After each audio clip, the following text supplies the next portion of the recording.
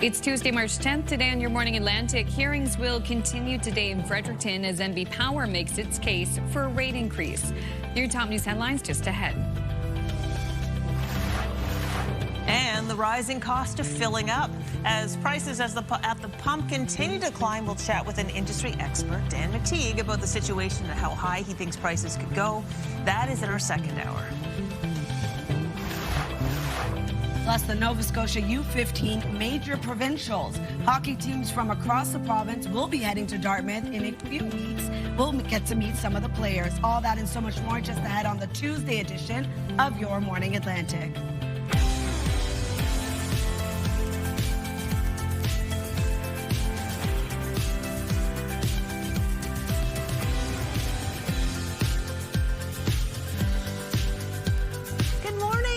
Come on in, 6:01 on this Tuesday, March 10th. So glad you can join us. Here we are Tuesday. What a glorious treat the weather was yesterday in the Halifax area anyway. I went for a beautiful walk in the afternoon. The dogs loved it. Chihuahuas are from Mexico, so they were like, finally, this is what we're talking about. We can go outside. Yeah. I know, it was like, oh my gosh, spring awakening. Just the fact that it was so sunny and warm. I know in our house, like I did so much spring cleaning. Any little tiny pieces of winter decor put away, opened up so many windows, brought out some of the spring and Easter decorations because it felt like time. Felt alive. Yeah. What was your favorite thing you did yesterday, Latavia? I didn't do much. The time change is like messing with us, unfortunately. But we did open the windows too. There you go. Yeah, to get some fresh air inside. The sun was shining, which was beautiful. Open the windows up, and that's about it for us. But it was really glorious. It's exactly being able to open the windows. What a treat. Exactly. Okay, so today, what are we looking at? Pretty much the same, but a bit warmer. Oh, wow. Yes. Wow. Very this nice. is going to be the last of it, though. Yeah. Oh, but it does. You can see the mildness of this. This is spring kind of shot here. Right? It's so beautiful this morning. It is 4 degrees, so it's warmer than even yesterday morning, starting off the day. We will be seeing temperatures continue to rise right across the region, but we are going to see a cool down headed our way in the next coming days. I'll have full forecast on that details. As of right now, though, 7 degrees in Fredericton, 2 degrees in Charlottetown, 6 starting off your day in Sydney, -12 in Labrador City, and 3 degrees into St. John's, Newfoundland. So not too bad starting off the day. We're not seeing the wind chill really factor in for many areas across Atlantic Canada, but we do now have a special weather statement across much of New Brunswick, parts of Prince Edward Island for Wednesday afternoon until Thursday, as well as a special weather statement now in effect for the east coast of Newfoundland. Also seeing a winter storm watch in effect for Thursday morning until the evening for parts of Newfoundland, with a wind warning still remaining for this morning until the afternoon, seeing those wind gusts really begin to pick up. Here's a look at our satellite and radar. Still going to see sunshine for all 3 maritime provinces throughout the day today. We do have a bit of mixed precipitation yet again, a chance of flurries and or showers for Labrador. Looking at a bit of shower activity for parts of Newfoundland. We'll see some showers for parts of New Brunswick into the afternoon. And in terms of the wind, it's going to be a bit breezy, but starting to taper off into the afternoon. As of right now, 35 kilometers per hour in Grand Etang, 33 in Canso, as well as into North Cape. In terms of wind gusts, getting up to 56 in Grand Etang, 43 in Canso, 35 in Sydney, with 44 in Bathurst. We'll take a look at your long-range forecast just ahead. First, a look at your local news with Amanda. Thank you, Latavia. There were long lines at gas stations across Nova Scotia last night as drivers trying to get ahead of the latest increase. Here's a look at the demand in Lower Sackville last night as people tried to save money on gasoline before it increased again. The province's interrupter clause was invoked last night, the 3rd time in the past week.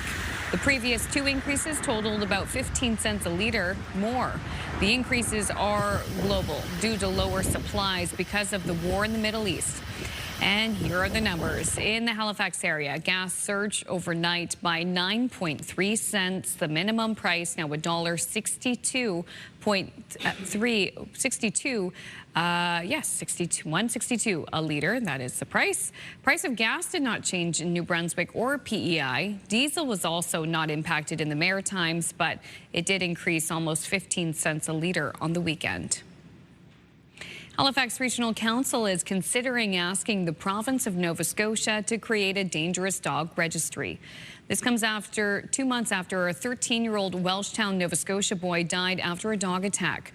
While municipalities in Nova Scotia are responsible for dog bylaws, Halifax Council is set to vote later today on a plan that proposes the Nova Scotia government take on the role of keeping track of dangerous dogs. The proposal recommends a provincial dangerous dog registry that is open to all municipalities. Hearings will continue today in Fredericton as NB Power makes its case for a rate increase. The utility wants approval from the energy regulator to hike rates nearly 5% beginning April 1st instead of the summer. But the utilities board has said that's too soon, and the earliest rates could increase would be this June or July. NB Power management said several times during yesterday's hearing that NB Power rates are some of the lowest in the country, only behind Newfoundland and Labrador and Quebec. But the Human Development Council points out New Brunswick has the second lowest medium income. Operating rooms at the VG Hospital will remain closed today while officials work to address the impacts of a recent power outage.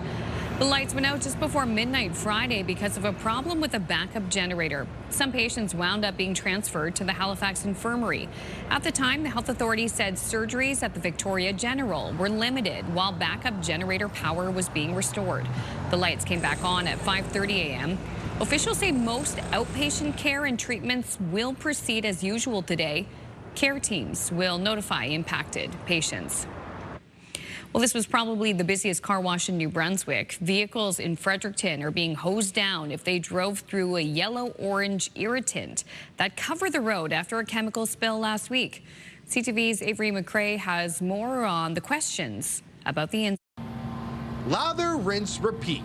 It's day 3 of cars being scrubbed clean of a yellowy orange chemical they may have driven through late last week. It seems kind of strange that it's completely unknown as to what's happened, but that at least the city and the province are taking actions to at least do the cleanup. On Wednesday, a chemical spill occurred along a near 14-kilometer stretch of highway in Fredericton with around 1,000 liters of the chemical spilled. The province says it was made aware of the situation Thursday, but didn't close the impacted stretch of highway until Friday afternoon. Initial tests of the substance found traces of sodium carbonate, sodium hydroxide, and chromium, which New Brunswick EMO says could be harmful. EMO remains at level 2, partial activation, with most remediation work appearing to have been completed, putting the main focus today on getting any vehicles that had driven through the irritant clean to avoid risk to themselves and the environment. Green Party leader and local MLA David Kuhn says it was quite a time lag getting the information to the public, which he says puts a spotlight on the entire chemical spill reporting system in the province. It needs to be beefed up. The whole process is taking too long. You know, we don't see the kind of springing into action that people would expect when you find a curry-colored line spreading for kilometers along a major highway in New Brunswick. The province has confirmed the spill has not impacted Fredericton's drinking water system and don't expect a problem with nearby wells. Avery McRae, CTV News, Fredericton. Thank you, Avery. Finally, I know many of us don't want to even know or think about snow plows right now, but we promise this is pretty funny. The city of St. John is inviting residents to help it name 4 of its snow plows, and now city council has picked 10 potential names. They are Salt and Pusher, Slushy, Scoop, there it is, West Warden, Captain Clearway, and then up next we have Control Salt Delete, Marco Plowow, Plowo, how would you say that? Clearopathra, Plomater, and K, which is Hello in Willistook. And online voting continues until March 24th, and the winning names will be announced the next day. Do you have a favorite so far? Oh, gosh. Control Salt Delete's amazing, but Clearopathra is really good, too. Yeah, I really, and Scoop, there it is one of my. Indeed. Salt and push it, they said? Yeah. Salt and, what was it? Salt and Pusher.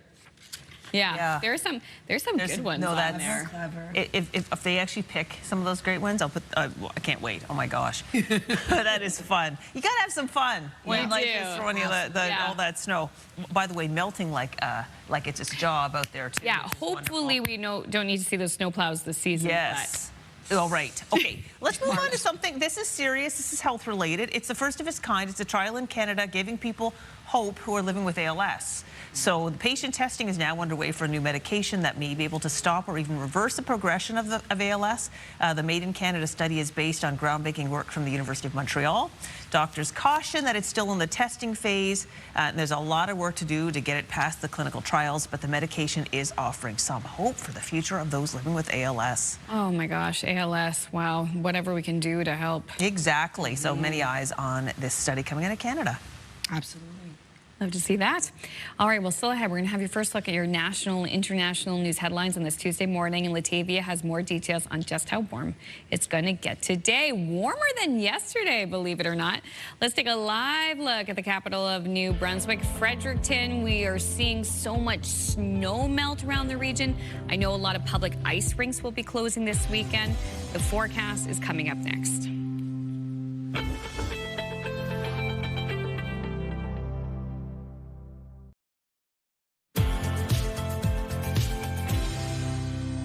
Good morning, Atlantic Canada, and happy Tuesday. The time now is 6:13. We're taking a live look at a dark start to the day over in Brookvale. Currently 5 degrees, though, and we are going to see sunshine as the sun begins to rise. Sunny skies for much of the region today. Really warm temperatures, already starting off the day quite warm. As of right now, it is 6 degrees in Fredericton with 4 in Charlottetown and in Halifax, 6 degrees in Sydney, 1 degree in Happy Valley Goose Bay, and 4 into St. John's, Newfoundland. We do have a special weather statement still remaining in effect for much of New Brunswick, now extending into parts of Prince Edward Island. Wednesday afternoon until Thursday, we are going to see that icy mixture move in, bringing snow, ice pellets at around 15 to 25 centimeters, freezing rain at around 5 to 15 millimeters. We also have a special weather statement in effect for Thursday morning until the evening for the east coast of Newfoundland, looking around 10 to 15 centimeters of snow and rainfall, freezing rain rather, around 2 to 5 millimeters. Also a winter storm watch in effect for Thursday morning until the evening for the central, western, and northern region of Newfoundland. We are going to see that icy mixture with strong winds, looking at up to 35 centimeters of snowfall, freezing rain 5 to 15 millimeters, and wind gusts could get up to 80 kilometers per hour. A wind warning also in effect for the Great Northern Peninsula until this afternoon. We're looking at wind gusts ranging from 100 to 120 kilometers per hour. So here's a look at our forecast timeline. We are going to see sunshine for all 3 maritime provinces today, seeing sunshine extend into parts of Newfoundland. Now, Labrador looking at flurries and or showers starting off the day. We are going to see some shower activity as well for parts of Newfoundland. That will start to clear out into the afternoon, but we are going to see a chance of showers return for the northern and central region of New Brunswick. Flurries still remain for parts of Labrador. Into tonight, we are going to see another low move in. Flurries and or showers expected for parts of New Brunswick. That will take us into early Wednesday morning. We are going to see that mixed precipitation start to pick up across the region. If you're wondering about snowfall totals, remaining quite light for parts of New Brunswick, only 1 to 5 centimeters of accumulation for Happy Valley, Goose Bay, and Corner Brook. And then for our rainfall outlook, quite light as well for parts of New Brunswick and Nova Scotia, remaining trace as well for parts of Newfoundland and Labrador.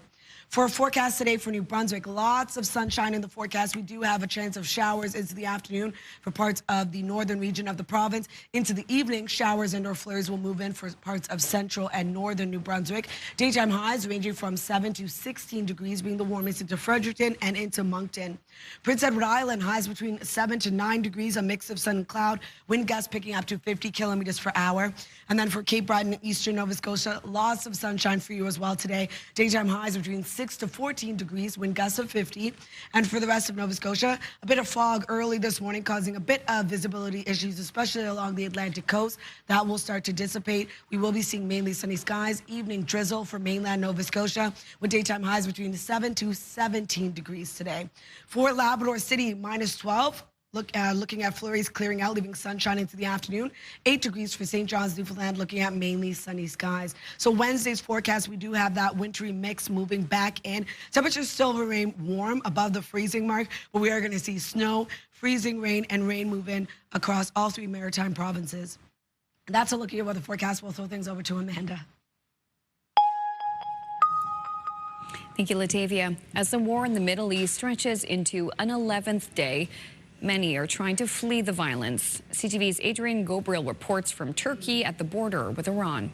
An ominous black flag blows in the wind on the Iranian side of the Kapakau border crossing, a towering symbol marking a time of mourning for Iran's late supreme leader. On the ground on the Turkish side of the border crossing, war-weary travelers make their way down this long pedestrian passage as they walk towards freedom. Super risky, you know? This Canadian father flew all the way from Vancouver, desperate to reunite with his wife and 2 young daughters caught in the conflict after they went to visit a sick relative in Iran. I just need to meet them here safe, that's it. What will it mean to you to be able to hug your children again? I don't need anything, I don't want anything in my whole life. I just want to hug them, that's it. It's been like more than 3 hours that I'm staying here, waiting for my aunt. I'm feeling it and I think. Mohammed Asadi flew from Germany to wait for his aunt, a Canadian from British Columbia, who spent the last 10 days trapped in Tehran as airstrikes rained down. It makes us human beings to be with your family, to help your family when they are in need. If you're willing to wait. A team of Canadian consular officers are also on the ground, offering assistance to those making this precarious passage. The communications are down, the internet is down, so it's very challenging for anyone inside Iran to communicate outside of the country. It's apocalyptic scenes like this inside Tehran that many are fleeing, as the foreign policy advisor for Iran's supreme leader warns of a long, painful war. We are ready to continue that game. As global powers posture, We're gonna go home, Vancouver. It's our home. on this day, a moment of humanity, a Canadian family reunited. To see him standing there waiting for you, what did that moment mean to you? Yeah, it's everything. I'm alive for this moment. To have your daughter back in your arms and you're heading home to Canada. Peace, home, 2 words. High five. Canadians helping Canadians. When I met you here, Huge relief, huh? Though others are left waiting into the evening, Iranian border agents won't allow Assadi's aunt to cross with her Canadian passport. Now she's a lady alone on that side of border in this cold weather. While some are homeward bound, others are left in the dark, hoping a new day will reunite them with their loved ones. Relief for many, heartache for others. The tension here at this border crossing is palpable. The U.S. has raised its travel security alert due to a heightened risk of terrorism and armed conflict right here at this location. Adrian Gobriel, CTV News, Van Province, Turkey. Thank you, Adrian. The timing of the review of the Canada-U.S.-Mexico trade agreement has been announced. A review will begin in May.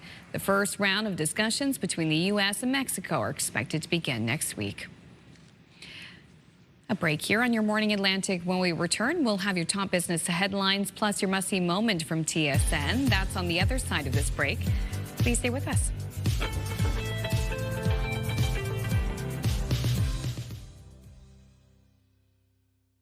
Move Mornings with Aaron and Peter. Weekday mornings on Move 100.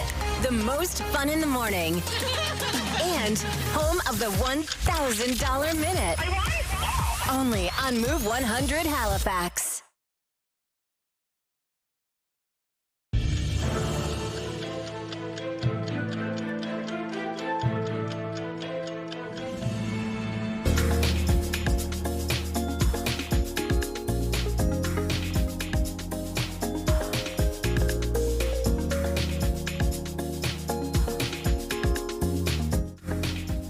Alexander Graham Bell. A reminder to head to the Alexander Graham Bell Museum in Bedeck. Yes. Great spot. And yeah, wonderful. His contributions. Incredible. Okay, it is now 6:24. Time now to check in with our friends at TSN Sports Center for today's must-see moment. Hello, everyone. Glenn Sheeler inside the Sports Center newsroom with your must-see moment from Monday. And for that, let's go to Indian Wells for some tennis. And Alexander Bublik, known on tour for his temper, here in the second set tiebreak, his opponent finishes him off to force a third set. And you know what's coming. It's the racket's fault. That's right. Bublik taking it out on his weapon. Now, if you thought that would be the most interesting thing he does with his racket in this match, you'd be wrong. In the third, he has the easy put-away smash all lined up here. Instead, decides to do a little showboating, uses the handle of his racket to win the points. Oh, that's another Bublik trademark. He ended up losing the match, but full marks for the entertainment for sure. Tonight on TSN, the Raptors are back in action. They'll take on the Rockets. That's in Houston. Our coverage starts at 6:30 p.m. Central. That's all for now from the newsroom, everyone. Have a great day.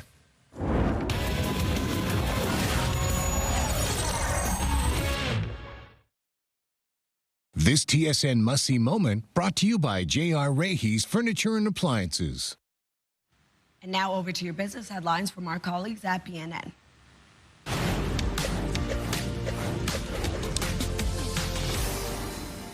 The price of oil whipsawed today on events related to the Middle East conflict. The U.S. president is telling CBS News the war against Iran is very complete. That put downward pressure on the price of oil, which had spiked close to $120 U.S. a barrel on the weekend, on news that Gulf oil producers are trimming production because they've run out of room to store it. Here are the closing numbers for the day. The Canadian dollar is down to 73.62. West Texas Intermediate is down almost $4 to 86.99. Western Canadian Select up over $8 to 73.59. And the TSX gained 105 points today to end the day at 33,189. Those are your business headlines. I'm Merle Fernandez. Taking a look at our 3-day forecast, a high of 15 degrees today for New Brunswick. Looking at a mix of sun and cloud into the afternoon, a chance of showers for the northern region, showers and or flurries for parts of the province into the evening. 1 degree on Wednesday, looking at an icy mixture across the province into the evening, freezing rain and or snow. 6 degrees on Thursday, still looking at snow and or freezing rain into the evening, transitions over to rain. Nova Scotia looking at a high of 15 degrees today. Lots of sunshine as clouds clear out. Evening drizzle for mainland Nova Scotia. Then on Wednesday, 6 degrees, a mix of sun and cloud, but showers and or flurries return. And then on Thursday, 6 degrees yet again. Showers into the day, showers and or flurries into the evening. For Prince Edward Island, 13 degrees with a mix of sun and cloud, cooling down to -2 on Wednesday. Scattered flurries, evening snow and or rain. On Thursday, rain across the island with a high of 10.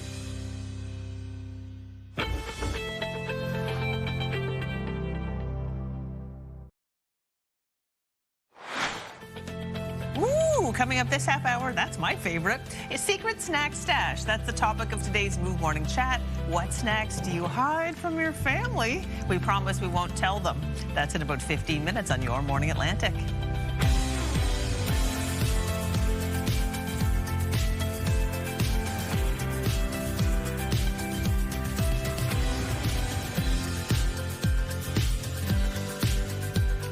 Good morning. It is Tuesday, March 10th. Amanda, Crystal, and Latavia with you this morning. Thank you for joining us, even if it's just for a few minutes or it's for the full 3 hours. We appreciate your time.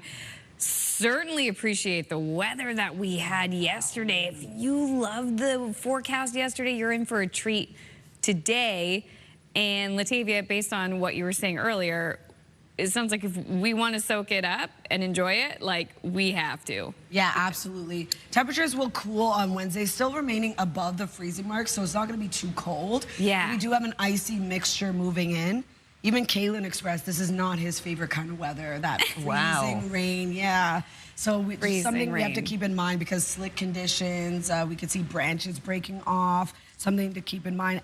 For sure. But today is not the case. Today is going to be quite nice. Here's a live look at Halls Harbor. As of right now, it is 4 degrees in your area. So temperatures already warmer than we saw yesterday morning. And that is spreading right across much of Atlantic Canada early this morning.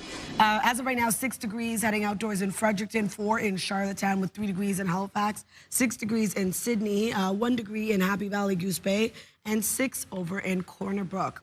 A special weather statement now in effect for not only much of New Brunswick, also into parts of Prince Edward Island for Wednesday afternoon until Thursday. We are also seeing a special weather statement in effect for the east coast of Newfoundland. A winter storm watch also in effect for Thursday morning until the evening, with a wind warning throughout today. So here's a look at our satellite and radar. Still seeing a bit of active weather in the forecast. Parts of Labrador looking at flurries and or showers. Parts of Newfoundland seeing showers early in the morning. That will clear out, leaving sunshine over there. Also seeing sunny skies for all three maritime provinces today, with the return of a chance of showers into the afternoon for parts of New Brunswick. In terms of the wind, will become even lighter into the afternoon, but as of right now, 31 kilometers per hour in Canso, 26 into North Cape and Bathurst, 22 in Sydney and Grand Tang.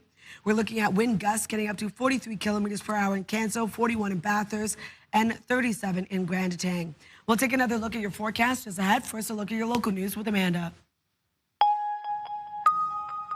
Thanks, Latavia. There were long lines at gas stations across Nova Scotia last night as drivers tried to get ahead of the latest increase.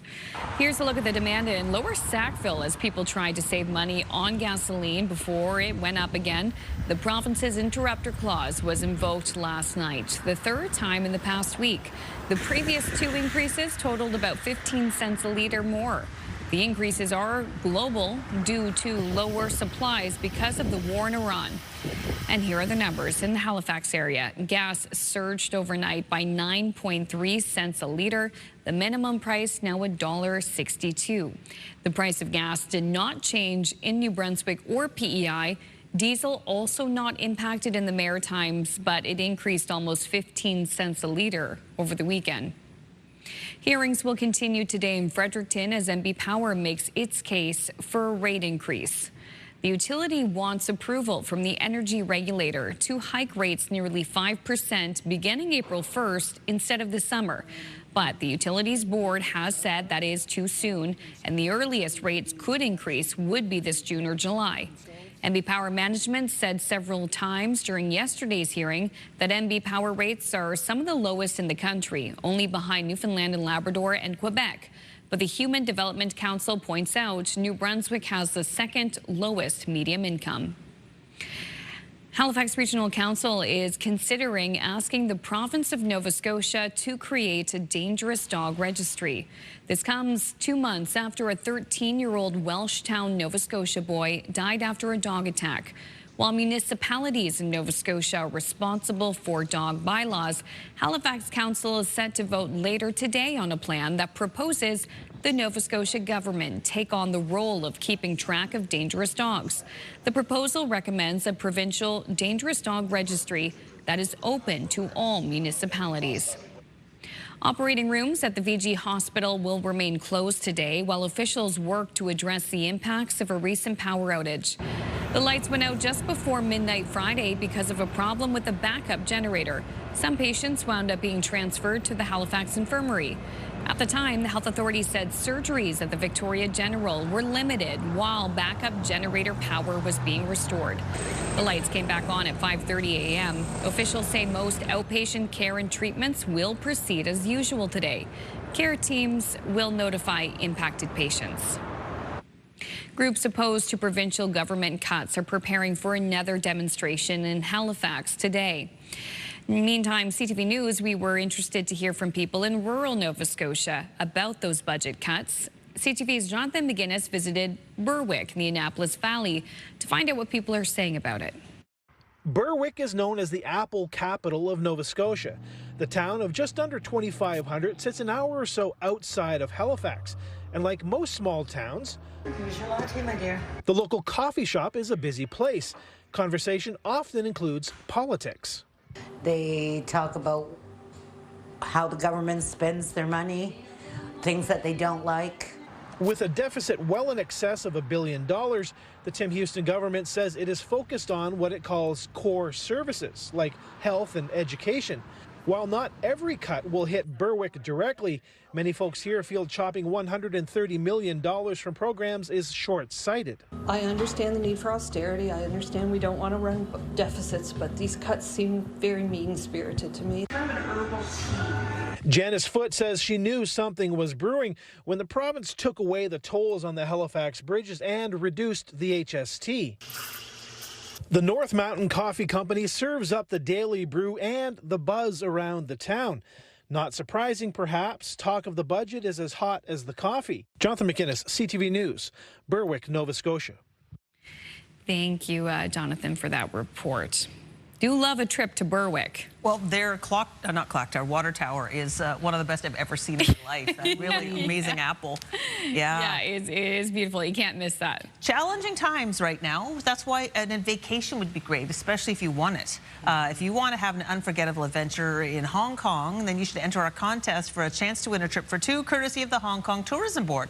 The prize includes round-trip flights to Cathay on Cathay Pacific, 4 luxurious nights at the Park Lane, Hong Kong, $1,000 spending money, and a 3-day pass granting access to more than 20 amazing attractions. Lots to see for free there, too. I have been. It's incredible. To enter, simply go to ctvatlantic.ca, click on the contest link, or use that QR code to get right there. Good luck to you.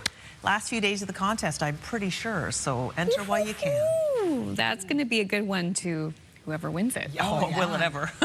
All right, still ahead, we are going to take a trip to Hollywood. We'll have your entertainment headlines. But coming up next, it's the Move Morning Chat. We want you to be honest. Today, we want to know, do you hide any snacks from your family? And if you do, why? That conversation's coming up next.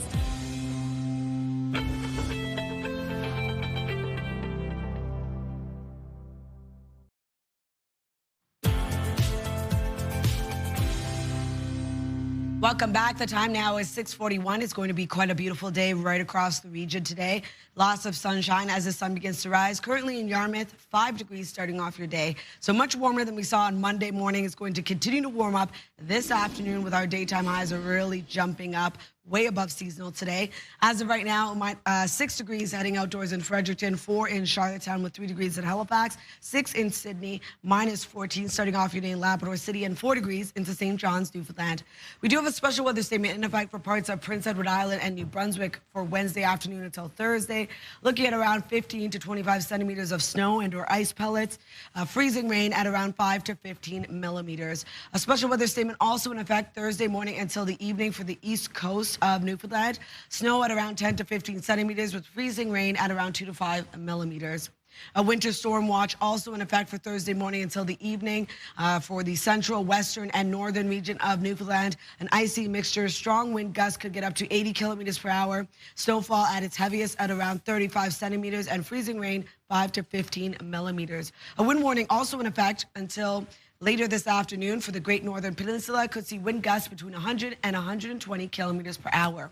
So here's a look at our forecast timeline. We are seeing sunshine for all 3 maritime provinces today. Sunshine also extending in the forecast for parts of Newfoundland.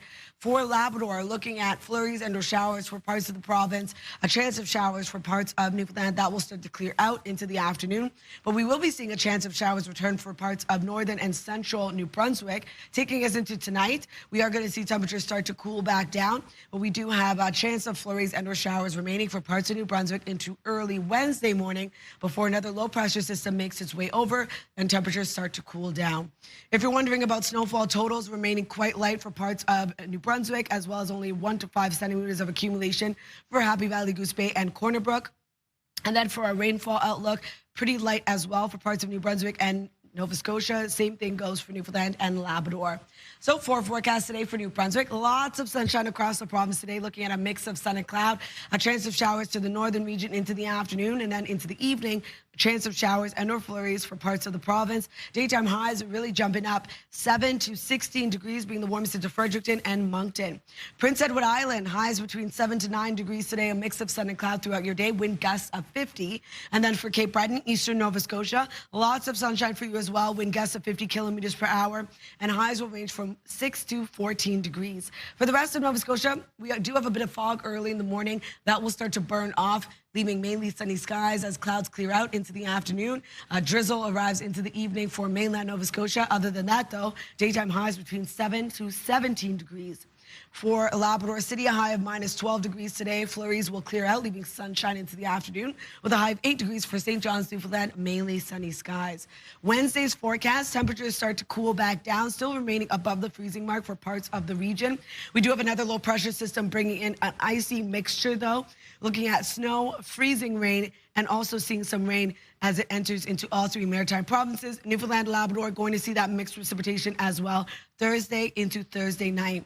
That's a look at weather forecast. We'll switch things over to the Move Morning Chat.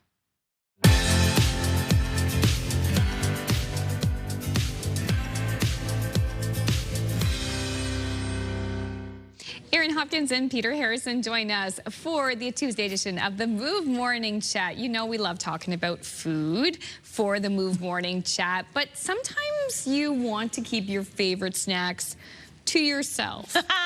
So this morning, we're asking about what snacks do you hide from your family and why. Aaron, where did this topic come from?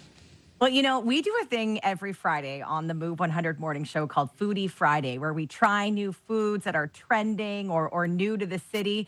And on Friday, we actually invited our new weekend host, Jess, to join us for Foodie Friday. And she made us the viral buldak ramen. Okay, so this is all over TikTok. I love it. Peter's never tried it. All to say, Jess said that she actually has to hide this ramen from her teenager at home, because if she doesn't hide it, her teenager will go home from school every single day and make a full pack of this spicy, spicy ramen, all before Jess even gets home to make dinner for the night. So she said she's like getting creative, finding new places to hide this ramen so her daughter won't find it. And it got us kind of chatting with the Move family about the food that we have to hide from our own families. And Peter, I know you do this. Well, I did. I mean, my kids have all grown up and moved out by now, but I just realized when we were talking about this subject and talking about this on Friday as well, about the ramen noodles, that any snacks that we had that we thought our kids might want to get into, from experience, we learned we had to keep them up high.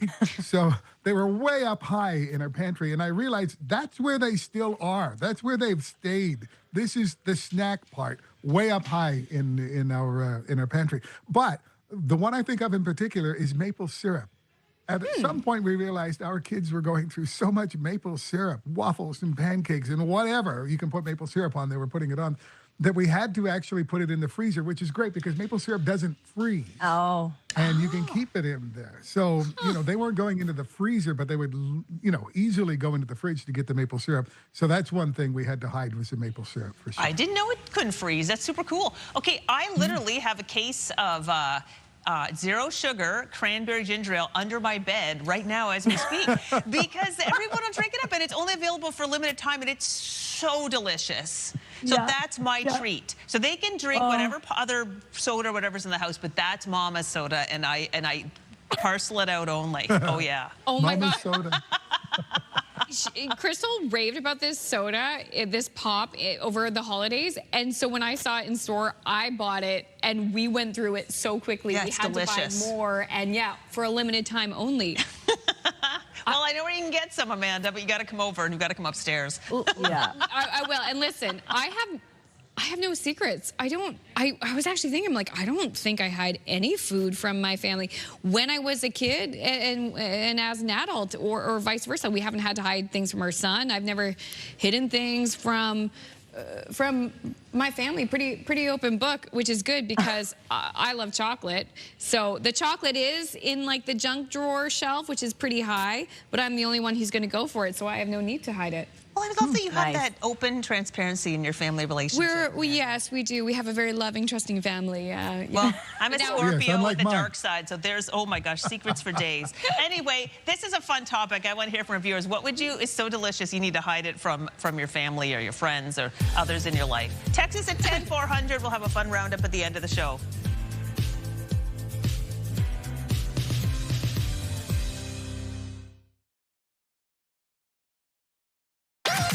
The #1 morning show in Halifax. Turk, Megan, and Amateur Alex. And home to the biggest artists.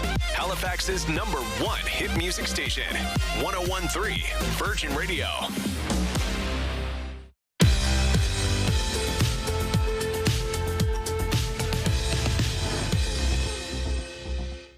Time now to head over to Hollywood. We'll take a look at your entertainment headlines. What? Hi, sister. Netflix has released the official trailer for season 3 of XO Kitty, which previews a reunion between Kitty and her older sister, Laura Jean. The appearance marks Lana Condor's first return to her role as Laura Jean Song Covey since the 2021 film To All the Boys, Always and Forever. Brooks Nader and Noah Beck have been cast in the new Baywatch reboot. Shooting is set to begin this spring on LA's famed Venice Beach and the historic Fox Studio lot in Century City, and will air on the network as part of the 2026-2027 season. Baywatch, which first hit screens in 1989, became the most watched show in the world, airing in over 200 countries, and at its peak reached more than 1 billion viewers every week. Dionne Warwick is coming back with one final album titled Duets. The first single from the album, Ocean in the Desert, features Cynthia Erivo and is set to release on March 20th. And happy birthday to Bad Bunny, who is 32 today. And that's what's happening in Hollywood. Melissa O'Don, ABC News, Los Angeles.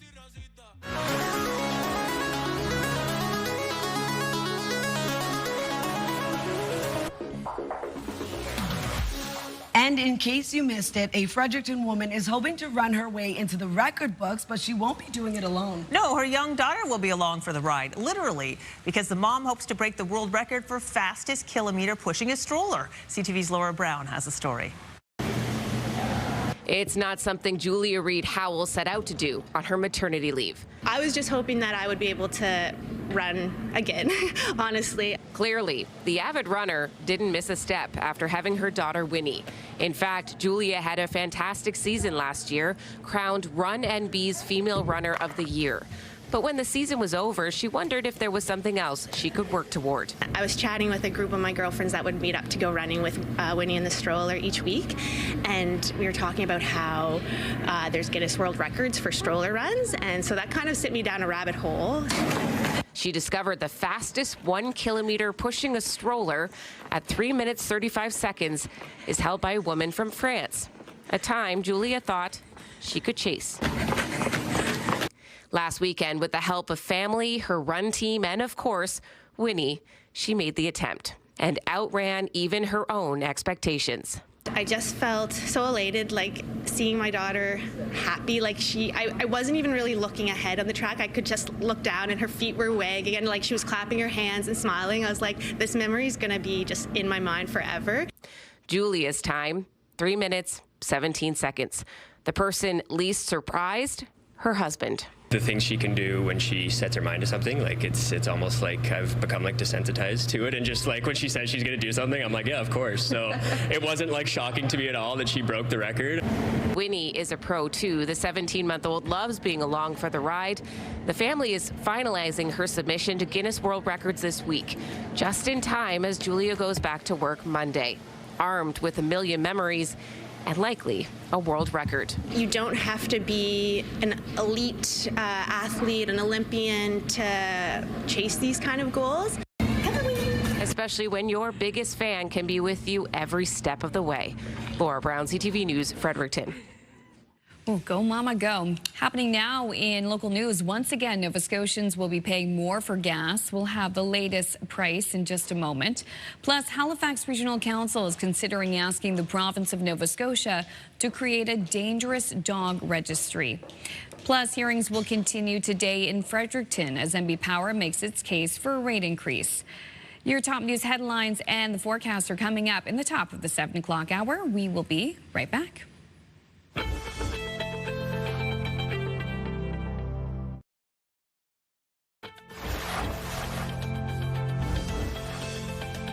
It's Tuesday, March 10th. Today on Your Morning Atlantic, hearings continue in Fredericton today as NB Power makes its case for a rate increase. Your top news headlines just ahead. And the rising cost of fueling up. The war in the Middle East has sent oil prices soaring, and we'll chat with industry insider Dan McTeague about the situation and where he sees prices going over the next few weeks. That coming up this half hour on Your Morning Atlantic.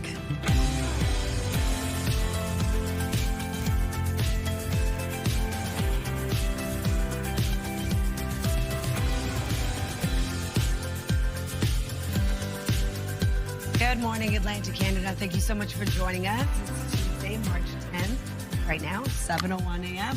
It's quite warm already starting off the day. Is it? Yeah, it can't complain. The temperatures right now, much warmer than Monday morning. You know what? Now that you mention it, when I drove to work today, I didn't wear mittens or gloves for the first time in a long time. I still put the seat heater on, though. I do like the little, just cozy. keeps you nice and cozy. Exactly. That's different. What a dream it was, like yesterday, walking the dog, no gloves. Right. Even in the afternoon running an errand, I was like, I think I can leave my jacket in the car. It was a little wild. Whoa, I know, you're right? wild. Times. I know, like, look at that. The crazy behavior that comes out when the weather gets Watch out. So another day like yesterday, maybe even better today? Absolutely. Exactly what you just said. We're going to see temperatures rise even warmer today. Get outside, enjoy that weather, soak it up, because we are going to see things take a turn into Wednesday's forecast. Okay. Temperatures start to cool back down, and we are going to see an icy mixture move in. But that's the March we know. Exactly. That's true. But as you can see over in Kitty Vitty, the sun is already shining early this morning. As of right now, it is 3 degrees in your area. Temperature is really warm early this morning right across Atlantic Canada for the most part. As of right now, it is 6 degrees in Fredericton, 4 in Charlottetown, 6 in Sydney, 3 degrees early this morning in Halifax, 0 into Happy Valley, Goose Bay, and 3 degrees in Gander. A special weather statement in effect across much of New Brunswick and Prince Edward Island for Wednesday afternoon until Thursday, when we start to see that icy mixture move in across the region, as well as a special weather statement in effect for the east coast of Newfoundland Thursday morning until the evening. We do have a winter storm watch also in effect for parts of Newfoundland for Thursday morning until the evening, with a wind warning in effect throughout today. Here's a look at our satellite and radar sunshine, yet again for all 3 maritime provinces. Newfoundland, Labrador, looking at a bit of mixed precipitation, a chance of flurries and or showers for Labrador. And then for Newfoundland, early this morning, a bit of shower activity before clearing out, seeing sunshine as well. For the Maritimes, the wind a bit breezy early in the morning. It will taper off into the afternoon, but as of right now, 26 kilometers per hour in Bathurst and North Cape, 31 in Canso, 22 in Grand Etang and in Sydney. Wind gusts getting up to 43 kilometers per hour in Canso, 41 in Bathurst, 37 in Grand Etang. We'll take another look at your forecast just ahead. First, a look at your local news with Amanda. There were long lines at gas stations across Nova Scotia last night as drivers tried to get ahead of the latest increase at the pumps.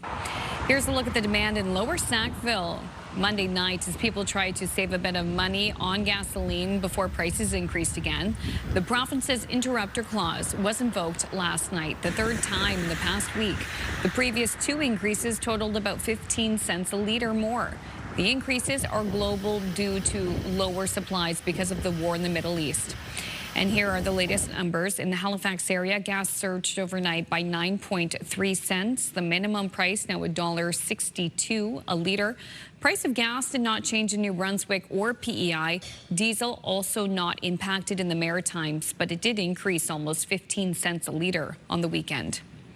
11 days into the war, and the ripple effects have reached far beyond Iran. Lebanon's health ministry says nearly 400 people have been killed by Israeli strikes since the conflict began. And as CTV's Vanessa Wright tells us, Maritimers with ties to the country are gripped with fear and worry for their homeland and their loved ones. You know, it's very painful for us to see the destruction and the human loss. And, you know, it's like a deja vu for us. The Halifax Council of Lebanon, Wadia Faris, says people in the Lebanese community are connected in more ways than one and doing their best to stay in touch with loved ones back home. But he says the community in Nova Scotia has support. We are very strong. We support each other. We reach out to each other and making sure that we can help anyone needs some help, needs assistance. Prime Minister Mark Carney offering his support for the beleaguered, saying in part, Canada is a longtime partner of Lebanon and stands in solidarity with its government and people, as Lebanon has unwillingly been drawn into the current conflict in the Middle East. In the meantime, Faris hopes the support is backed with action. Well, definitely we call upon our federal government and our province government you know, to do whatever is possible to put the pressure that they can to stop, try and stop this war. and offer the support to our country in Lebanon. We need it to stop. How it's gonna be, that's gonna happen, I honestly, I can't tell you. Vanessa Wright, CTV News. Thank you, Vanessa. Halifax Regional Council is considering asking the province of Nova Scotia to create a dangerous dog registry. This comes 2 months after a 13-year-old Welshtown, Nova Scotia boy died after a dog attack. While municipalities in Nova Scotia are responsible for dog bylaws, Halifax Council is set to vote later today on a plan that proposes the Nova Scotia government take on the role of keeping track of dangerous dogs. The proposal recommends a provincial dangerous dog registry that is open to all municipalities. In New Brunswick, hearings will continue today in Fredericton as NB Power makes its case for a rate increase. The utility wants approval from the energy regulator to hike rates nearly 5% beginning April 1st instead of this summer. But the utilities board has said that's too soon, and the earliest rates could increase would be this June or July. NB Power management said several times during yesterday's hearing that NB Power rates are some of the lowest in the country, only behind Newfoundland and Labrador and Quebec. But the Human Development Council points out New Brunswick has the second lowest medium income. Finally, some news you can use. Operating rooms at the VG Hospital will remain closed today while officials work to address the impacts of a recent power outage. The lights went out just before midnight Friday because of a problem with the backup generator. Some patients wound up being transferred to the Halifax Infirmary. At the time, the health authority said surgeries at the Victoria General were limited while backup generator power was being restored. Those lights came back on at 5:30 in the morning. Officials say most outpatient care and treatments will proceed as usual today, and care teams will notify impacted patients. So do keep that in mind if that impacts your schedule today in the Halifax area.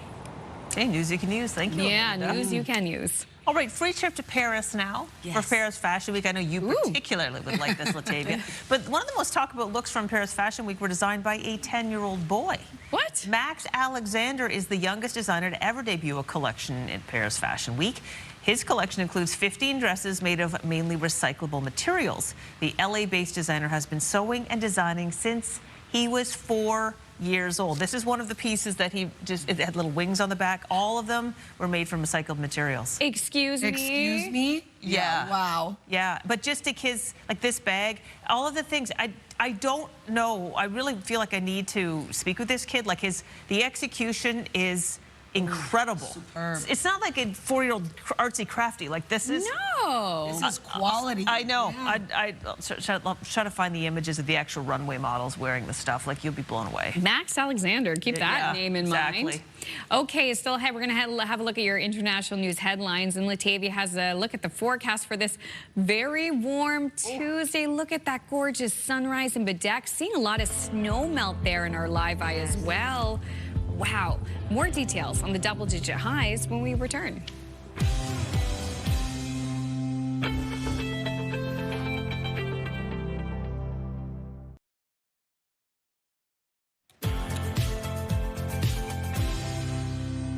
Welcome back. A beautiful sunny start to your day over in Wolfville. 5 degrees in your area. We are going to see temperatures continue to rise, but already starting off quite warm across much of Atlantic Canada. As of right now, it is 6 degrees rather. I'm so used to saying minus. It is on the plus side today. 6 degrees in Fredericton with 5 in Charlottetown and in Sydney. 3 degrees in Halifax. Looking at 4 degrees into St. John's, Newfoundland. We do have that special weather statement in effect, now extending for much of New Brunswick and into Prince Edward Island. This is for Wednesday afternoon until Thursday as we see icy mixture move in across the region.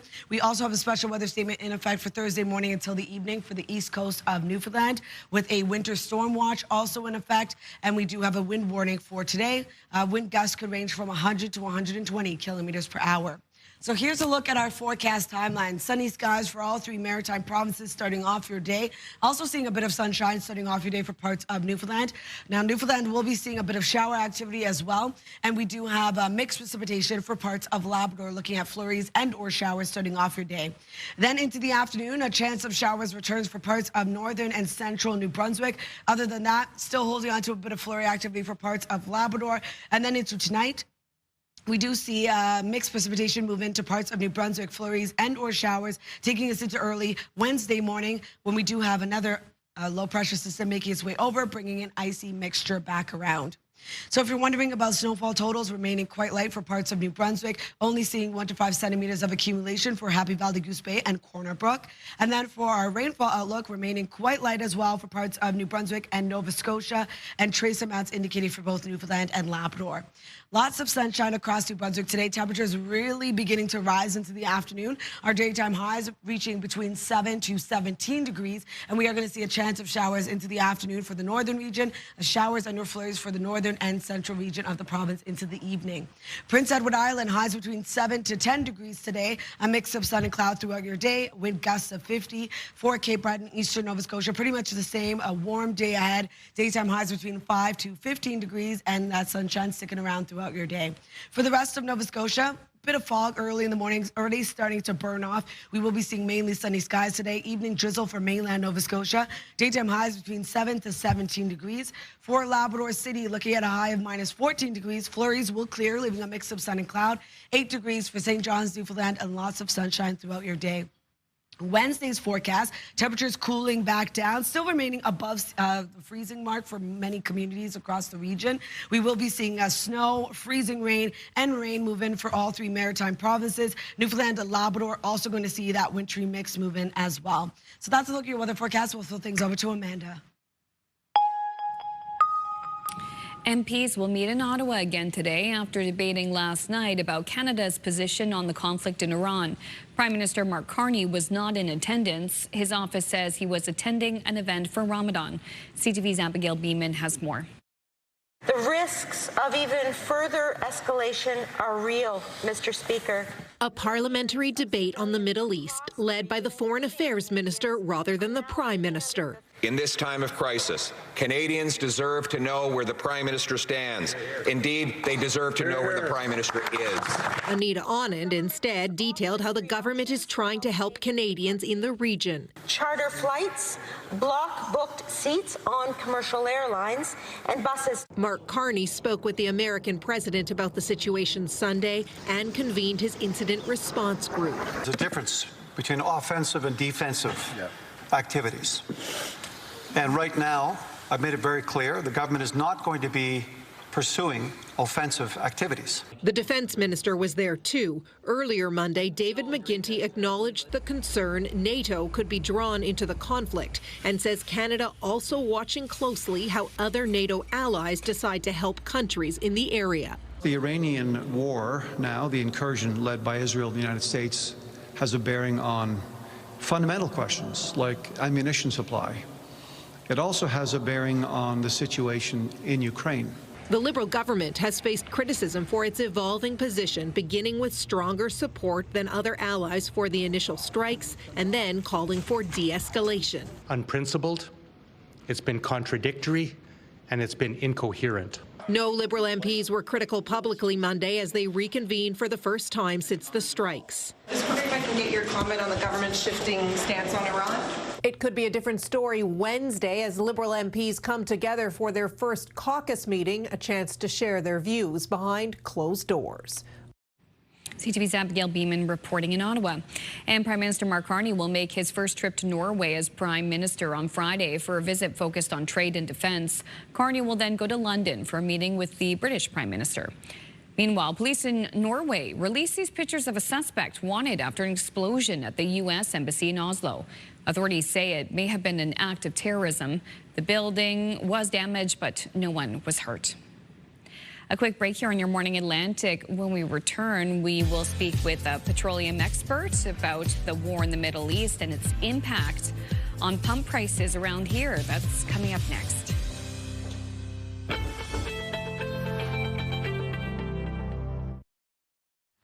Welcome back at 7:21. Now, as the war in Iran continues, prices at the pumps continue to climb. 20% of the world's crude oil passes through the Strait of Hormuz, which is at a near standstill, leading to potential supply disruptions. Some countries in the region, like Saudi Arabia, have decreased oil production due to the uncertainties over their ability to export.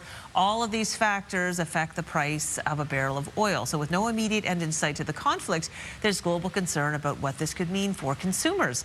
Dan McTeague is the president of Canadians for Affordable Energy, and he joins us this morning. Dan, thank you so much for joining us. Oh, good to be here, Crystal. So let's talk about this. I mean, gas was up at over $120 US a barrel at one point. I know it's dropped a little bit since then. This is the highest it's been in 4 years. Have you seen prices like this anytime in recent memory? I have, but certainly we hit 141 back in 2008, and my job was as busy then as it is today. But these spikes tend to have this positive effect. That's what goes up must come down for a whole host of reasons, economic being the big one. But the other factor is in a country like the United States, which is extraordinarily sensitive to the price of gasoline, not just economically, but politically, it's something where you see things going to $3 and $4 a gallon usually is an indication the government must change course. And that seems to be what President Trump did yesterday, and signaling that this war may come to an end. And as a result, Crystal, what we're seeing today is the likelihood that we're going to see prices drop. Not overnight, but certainly by Thursday, Friday, we could start to see prices moving down 5 to 6 cents a liter. The reality is that wars like this do have that that ability to spike prices and bring with it a stronger Canadian dollar. We didn't see that this time. That is interesting. Interesting that the prices respond so quickly to what appears to be, small changes in policy. They went up very quickly. We saw 3 interrupter clause incidents over the past week in Nova Scotia alone. Are other provinces across the country seeing this kind of volatility in their prices of fuel? Yes, and they get the price increase usually 24 hours after the markets close. So we've seen net since Friday. Before the attack, I guess that was on the. I'm looking back here and saying the 3rd. Since the 3rd of March, we've seen prices, in fact, move up from $67 a barrel all the way up to about $100 a barrel yesterday, $99 a barrel. We've seen gasoline across Canada move up about 23 cents a liter, and diesel 44 cents a liter. Now that didn't quite get reflected here in Atlantic Canada. Because you've only had about, I say only, it's still a big deal. You've had about a 23 cent liter increase for gasoline, and diesel, it's gone up only about 34, 35. So it's impacted the entire continent. It's North America, Europe, everywhere has seen this price spike, and it can have a really damaging ongoing effect, knock-on effect throughout the economy the longer it remains. So concern has always been expressed. Hey, how long is this going to go? If it goes on for a very long period of time, it starts to show up in places where people, even those who don't drive, will start to have to pay more. Okay, let's talk about that. There's some uncertainty about what is going to happen with the war. Trump was saying yesterday that maybe it's going to be over. Others saying it's going to go on for possibly months. So let's pretend it does go on for a long time. What are we going to see as far as changes in the way that we live?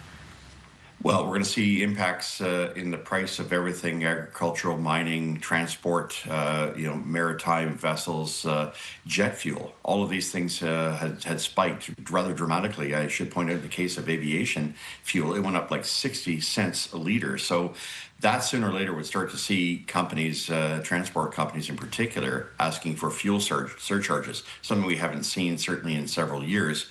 That would, of course, then impact the cost of just about everything that we do, regardless of whether or not we use that mode of transport or not. The other factor, and I think it's came up, I mentioned this to your colleague Jonathan McInnes last week when he did an interview. One of the things that countries would do is dip into what's called their petroleum reserve. And of course, that's what happened. The United States has about 395 million barrels. That sounds like a lot. But in fact, it's probably worth about 20 days of reserve. Other G7 nations have a reserve, a physical reserve. Canada doesn't have one because it produces so much. At any given time, it could sort of increase that amount, especially from Western Canada. But that would last maybe 2 to 3 weeks, at which point then you would see a major spike in oil prices and ultimately in fuel prices. All right, you mentioned Canada's supply. We're pretty much out of time, Dan, but I just wanted to mention that 20% of the world's oil comes from that Strait of Hormuz. How much does Canada depend on that as a source for oil? A little bit. I mean, there are some refineries that use stuff from Iraq, Kuwait, very small amounts, but we pay a global price for our oil, whether it's made here or not, and we pay it in US dollars, which is why this time it was a little bit more painful, because in the past we've always had the petrodollar, Crystal. We've always been able to shield the Canadian public from major increases. Not this time. We need to do something about why the Canadian dollar is so weak. 135 pennies to buy a US dollar. That is 25 cents a litre to the price of gasoline. Well, Dan, you did a fantastic job of fitting a lot of really valuable information in the little short time we had. Thank you so much. Really appreciate this. Thanks, Crystal. Have a great day. We do appreciate your insight. All right, it is now 7:26. We'll take a little break. We'll be back with more of our show right after this.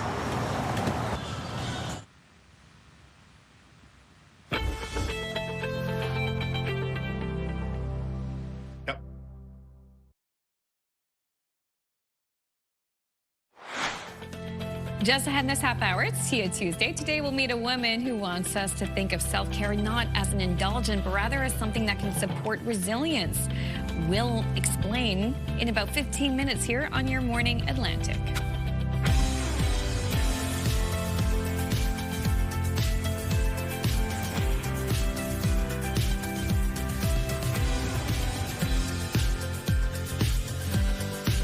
Welcome back. Come on and join us. We're halfway through the show already on this Tuesday. Do pay attention. If you missed that interview with Dan McTeague, you can check it out online, but I'll give you the Coles notes on it. Yeah. Gas likely to go down this week, probably around Thursday. He's predicting about 6 cents, so we'll see.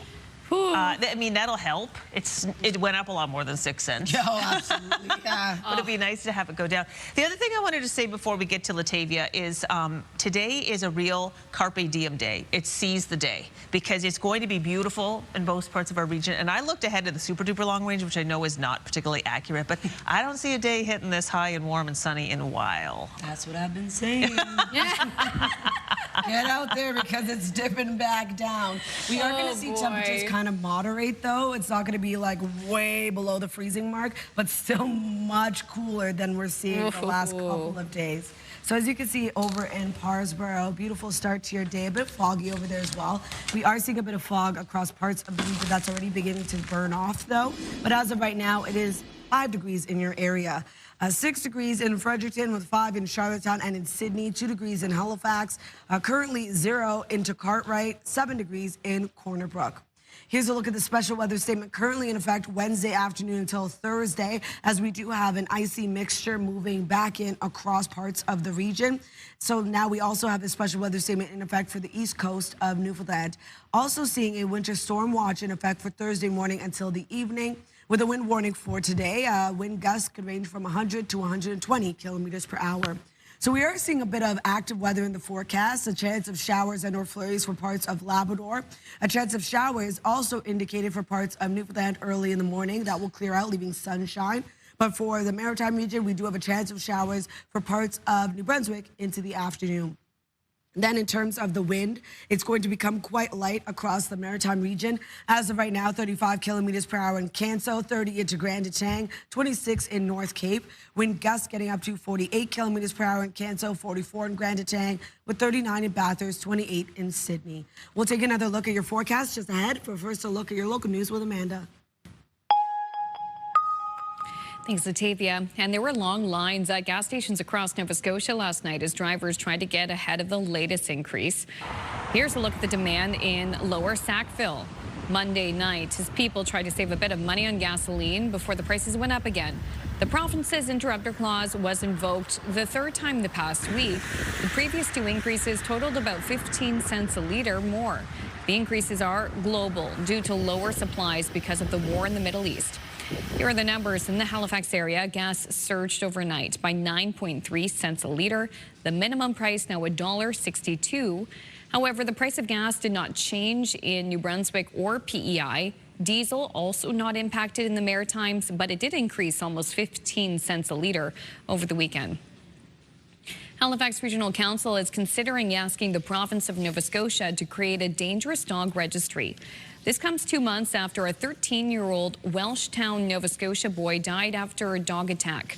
While municipalities in Nova Scotia are responsible for dog bylaws, Halifax Council is set to vote later today on a plan that proposes the Nova Scotia government take on the role of keeping track of dangerous dogs. The proposal recommends a provincial dangerous dog registry that is open to all municipalities. In New Brunswick, hearings will continue today in Fredericton as NB Power makes its case for a rate increase.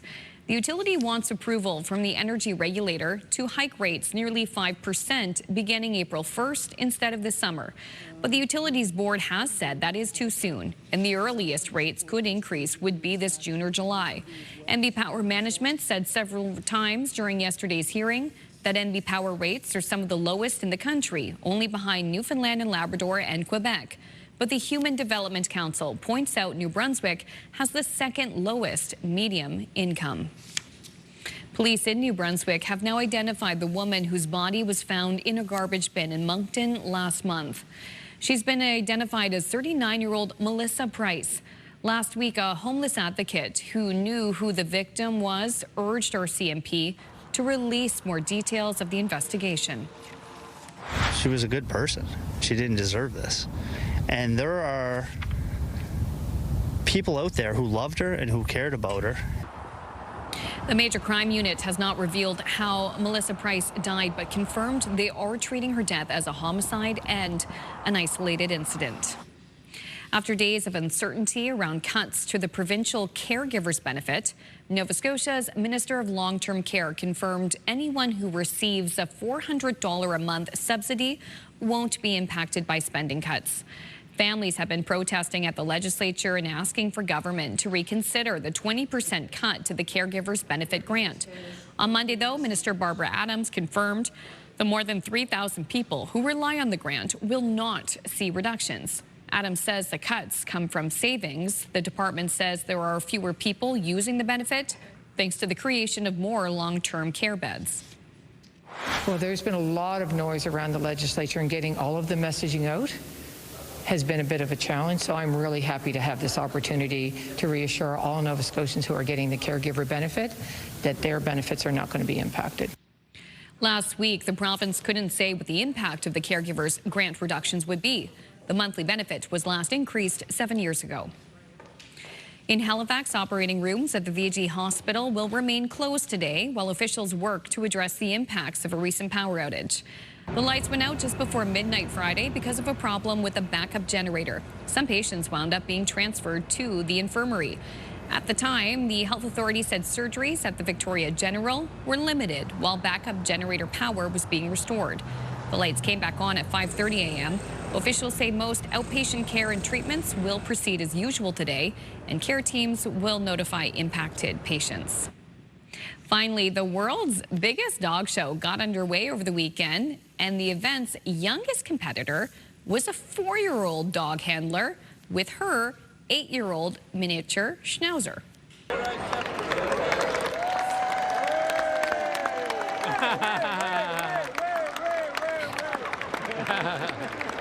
Yes, the dog is older than the handler.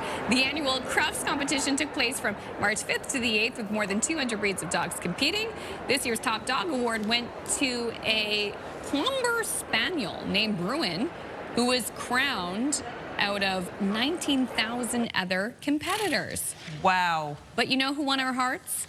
That little girl. Yeah. For sure. Absolutely. Oh, and also this dog also won my heart as well. What a cutie. What a sweetie. All right. Listen, I have to hide food from my dog, like out of reach, or else he'll take it when we're not looking. Oh, yeah. That brings us to the Move Morning Chat. We're asking you at home if there's any snacks you have to hide from your family, and why is it? Please send us a text at 10400. If you missed the conversation earlier, I had mentioned that I don't hide any snacks from my family. My family doesn't hide any snacks from me.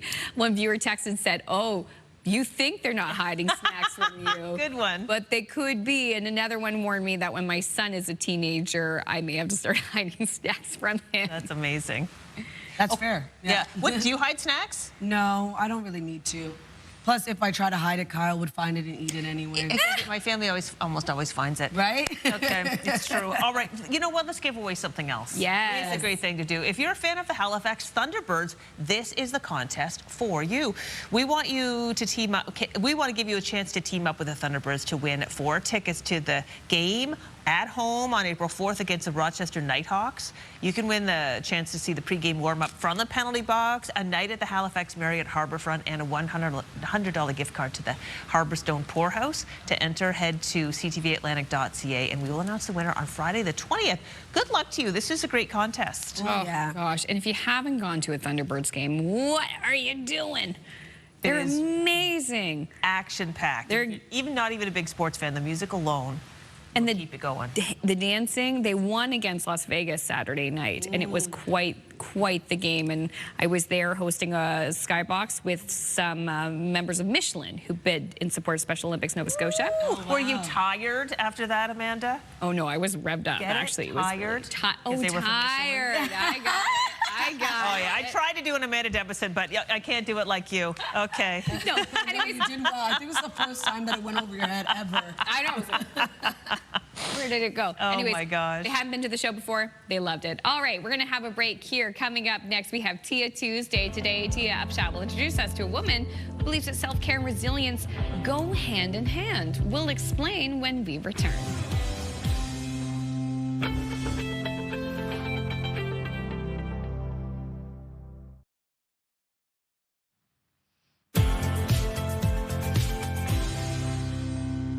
Good morning and welcome back. The time now is 7:44. We're taking a live look at Cook Island, starting off at 2 degrees today. I already see the sun is beginning to shine. We are going to see sunny skies and really warm temperatures right across much of the Maritimes today and extending into parts of Newfoundland.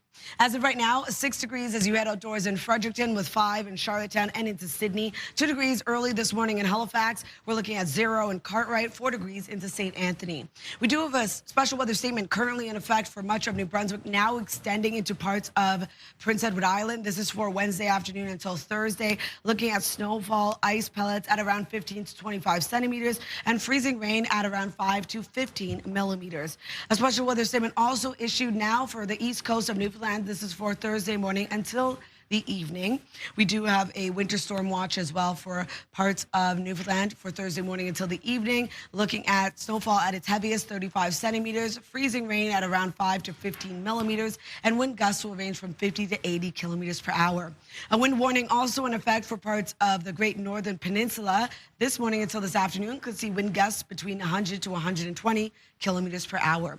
So here's a look at our forecast timeline. We are seeing sunny skies for all 3 maritime provinces, seeing sunshine early this morning as well for parts of Newfoundland, but we are going to see a bit of shower activity for parts of Newfoundland, mixed precipitation expected for parts of Labrador, looking at flurries and or showers.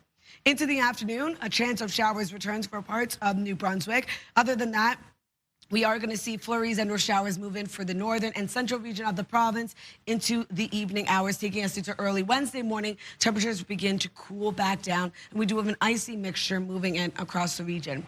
If you're wondering about snowfall totals, remaining quite light for northern New Brunswick at around 1 to 5 centimeters of accumulation for Happy Valley, Goose Bay, and Corner Brook. And then for our rainfall outlook, trace amounts indicated for parts of New Brunswick and Nova Scotia. Same thing for Newfoundland and Labrador. For our forecast today for New Brunswick, lots of sunshine in the forecast. We do have that chance of showers returning to the northern region into the afternoon. Showers and or flurries expected into the evening for the central and northern region of the province. Daytime highs will be around 7 to 17 degrees, wind gusts of 40 kilometers per hour.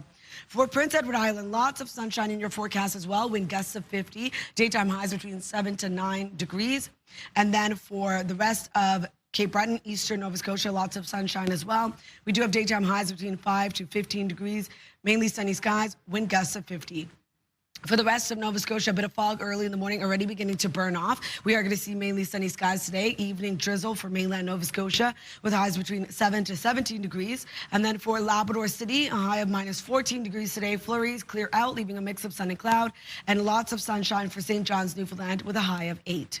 Wednesday's forecast, you can start to see into the afternoon that low pressure system makes its way over, bringing snow, freezing rain, and we're going to see that rain move in for all 3 maritime provinces. And then for Newfoundland and Labrador, starting off with snow, transitioning over to mixed precipitation for parts of Newfoundland. So that's a look at your weather forecast. We'll throw things over to Crystal.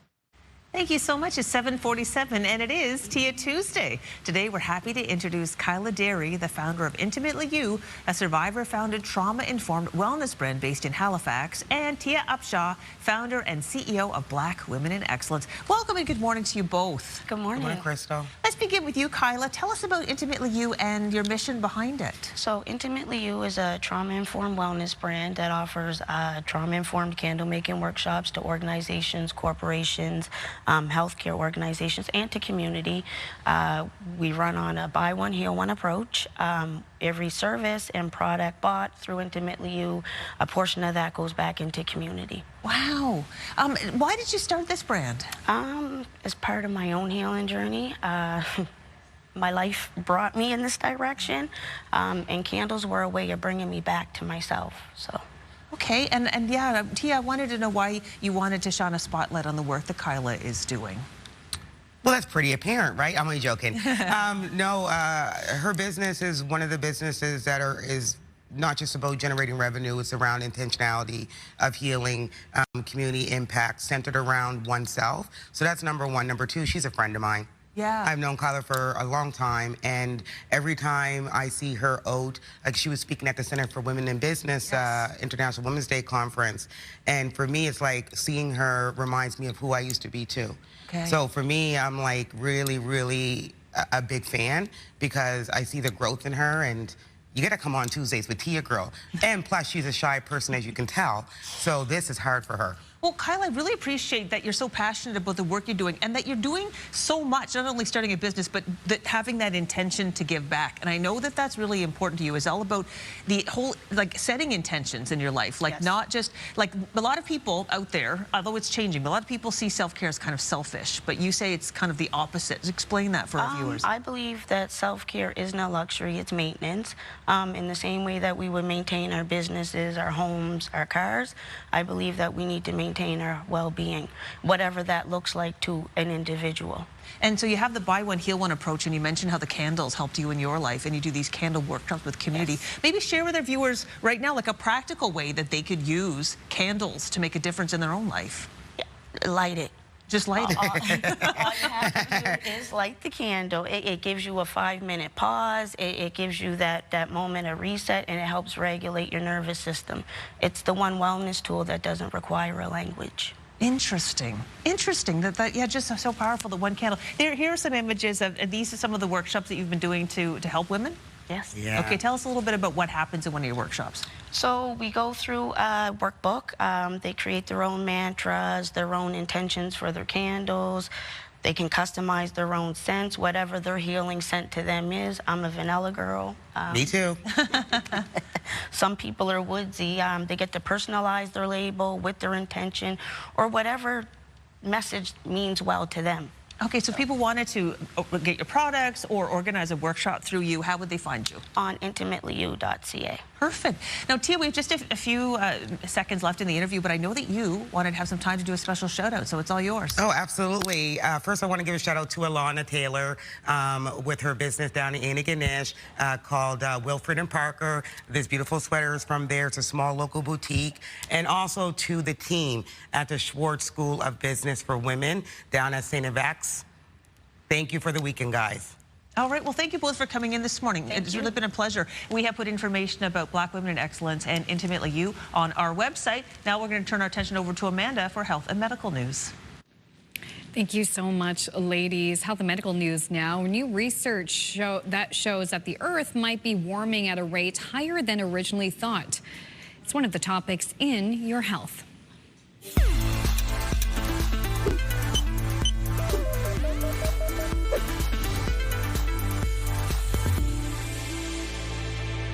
A new study says global warming has sped up significantly over the last 10 years. Researchers analyzed 5 large-scale global temperature data sets for the study. They found the Earth warmed by 0.35 degrees Celsius between 2015 and 2025, which was a 75% jump. The Earth warmed by only 0.2 degrees Celsius per decade between 1970 and 2015. The report finds that if this accelerated rate continues, the world will reach critical warming levels before 2030. At that level, researchers say the impacts of climate change will outpace the ability of humans and nature to adapt. The study was published in the journal Geophysical Research Letters. Finally, as much of Canada observes a change to daylight time, some experts are reminding people of the health risks associated with it. York University biology professor Patricia Lankin-Thomas says the annual jump to daylight time has been known to lead to increases in car accidents, heart attacks, and stroke. This year marks the last time BC observes a time change, with the province set to remain on daylight time going forward. Meantime, Alberta Premier Danielle Smith says her government will consult on doing away with twice-a-year changes to the clock.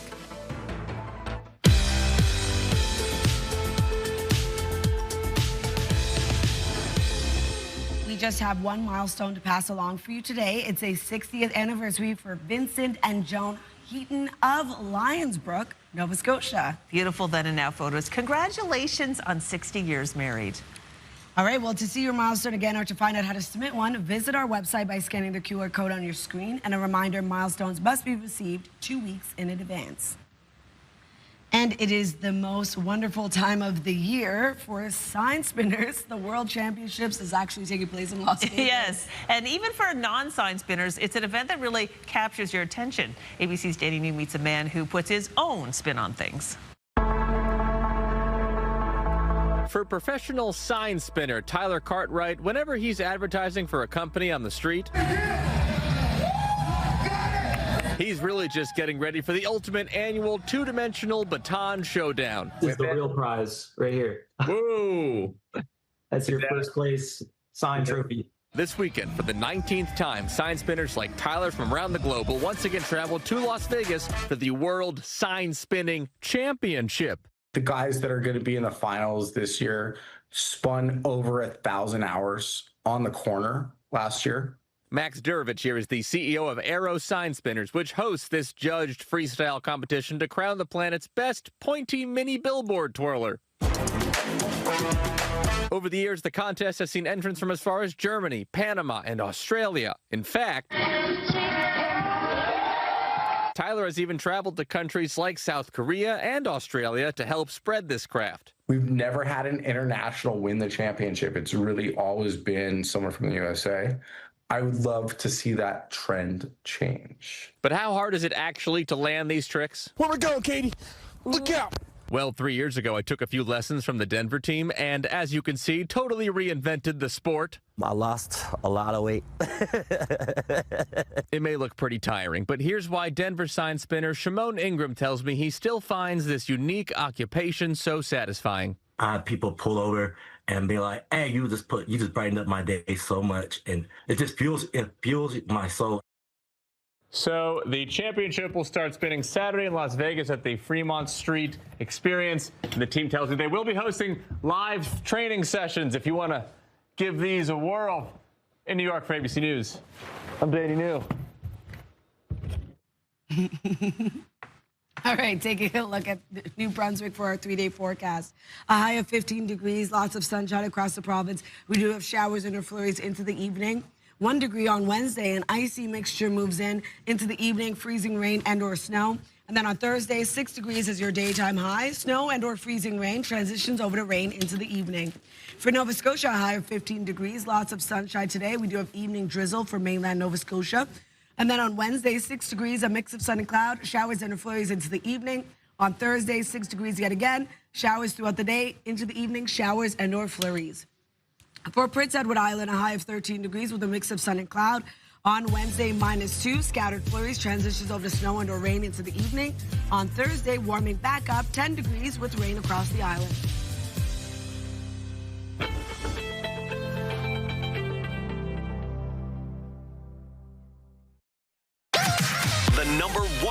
show in Halifax. Turk, Megan, and Amateur Alex. And home to the biggest artists. Halifax's #1 hit music station. 101.3 Virgin Radio.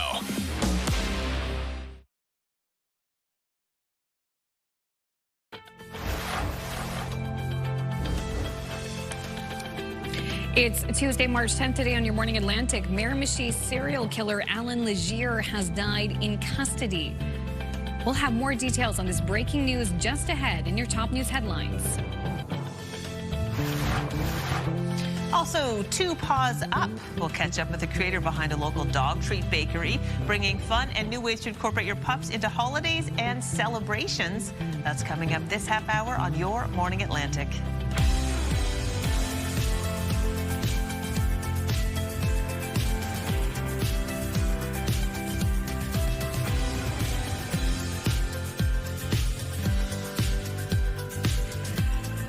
Good morning, Atlantic Canada. Thank you so much for joining us. Coming up, I'll have that breaking news out of New Brunswick coming up in the news. But first, we'll take a quick look at the weather and the warm conditions in the double digits that we're going to have today. Yeah, sticking around, really warming up today for our daytime highs. We are going to see lots of sunshine for much of the region as well before things start to dip down on Wednesday. We do have an icy mixture making its way over, but that's not the case for today. As you can see over in Walton, a bit of a foggy start to the day, but we are starting to see that fog start to burn off, and we are going to see that sunshine right across much of Atlantic Canada throughout your day today. In terms of our current temperatures, 6 degrees starting off your day in Fredericton, with 5 in both Charlottetown and Sydney, 2 degrees in Halifax, and 4 into St. John's, Newfoundland. Here's a look at that special weather statement in effect for much of New Brunswick, parts of Prince Edward Island, for Wednesday afternoon until Thursday, as we see that icy mixture move in. We do have a special weather statement now in effect as well for the east coast of Newfoundland, Thursday morning until the evening. A winter storm watch also in effect for central, western, and northern Newfoundland for Thursday morning until the evening, with a wind warning for today. Wind gusts could get up to 100 to 120 kilometers per hour. Here's a look at our satellite and radar. We do have a chance of flurries and or showers for parts of Labrador, a bit of shower activity for parts of Newfoundland. That will start to clear out into the afternoon, leaving sunshine. And we do have sunny skies expected for all 3 maritime provinces, with a chance of some shower activity moving into the afternoon for parts of New Brunswick. In terms of the wind, it's going to be quite light today. As of right now, though, 35 kilometers per hour in Canso, 30 into Grand Etang, 26 into North Cape. Wind gusts getting up to 48 kilometers per hour in Canso, 44 in Grand Etang, with 39 in Bathurst. We'll take another look at your forecast just ahead. First, a look at your local news with Amanda. Thank you so much, Latavia. And we begin with breaking news. Miramichi serial killer Alan Legier has died in custody. Legier was convicted of 5 murders in the Miramichi in the late 1980s. He earned the nickname the Monster of the Miramichi for the brutal crimes. He was serving a life sentence at a maximum prison in Edmonton. In January, his application for day and full parole was rejected by the National Parole Board. Correctional Service Canada says the 78-year-old died while in their custody. There was no word on how Legier died. Correctional Service says all cases involving the death of an inmate are reviewed. Police and the coroner will be notified. There were long lines at gas stations across Nova Scotia last night as drivers tried to get ahead of the latest price increase. Here's a look at the demand in Lower Sackville Monday night as people tried to save money on gasoline before it went up again. The province's interrupter clause was invoked for the 3rd time in the past week. The previous 2 increases totaled about 15 cents a litre more. The increases are global due to lower supplies because of the war in the Middle East. So here are the numbers. In the Halifax area, gas surged overnight by 9.3 cents. The minimum price now $1.62 a litre. The price of gas did not change in New Brunswick or PEI. Diesel was also not impacted in the Maritimes. Halifax Regional Council is considering asking the province of Nova Scotia to create a dangerous dog registry. This comes 2 months after a 13-year-old Welshtown, Nova Scotia boy died after a dog attack. While municipalities in Nova Scotia are responsible for dog bylaws, Halifax Council is set to vote later today on a plan that proposes the Nova Scotia government take on the role of keeping track of dangerous dogs. The proposal recommends a provincial dangerous dog registry that is open to all municipalities. Hearings will continue today in Fredericton as NB Power makes its case for a rate increase. The utility wants approval from the energy regulator to hike rates nearly 5% beginning April 1st instead of this summer. But the utilities board has said that's too soon, and the earliest rates could increase would be this June or July. NB Power management said several times during yesterday's hearing that NB Power rates are some of the lowest in the country, only behind Newfoundland and Labrador and Quebec. But the Human Development Council points out New Brunswick has the second lowest medium income. In Halifax, operating rooms at the VG Hospital will remain closed today while officials work to address the impacts of a recent power outage. Lights went out just before midnight Friday because of a problem with a backup generator. Some patients wound up being transferred to the Halifax Infirmary. At the time, the health authority said surgeries at the Victoria General were limited while backup generator power was being restored. The lights came back on at 5:30 a.m. Officials say most outpatient care and treatments will proceed as usual today. Care teams will notify impacted patients. Well, with today's double-digit highs, we certainly don't even have to worry about snow plows right now, but we can keep this in mind for next season. The City of St. John is inviting residents to help name 4 of its snow plows. The city has picked 10 potential names. Here are the first 5. Options are Salt and Pusher, Slushy, Scoop, there it is, West Warden, Captain Clearway, and the other options include Control Salt Delete, Marco Plowo, Clearopathra, Plomater, and K, which is Hello and Willistic. Online voting continues until March 24th, and the winning names will be announced the next day. Gotta have some fun. Oh, yeah, that's a fun one. It is so fun. I'm enjoying Marco Plowo. That was the one I didn't notice last time. Clearopathra. These are so good. Clearopathra. All right. This is not snow clearing. It's a job that probably won't also be taken over by AI anytime soon.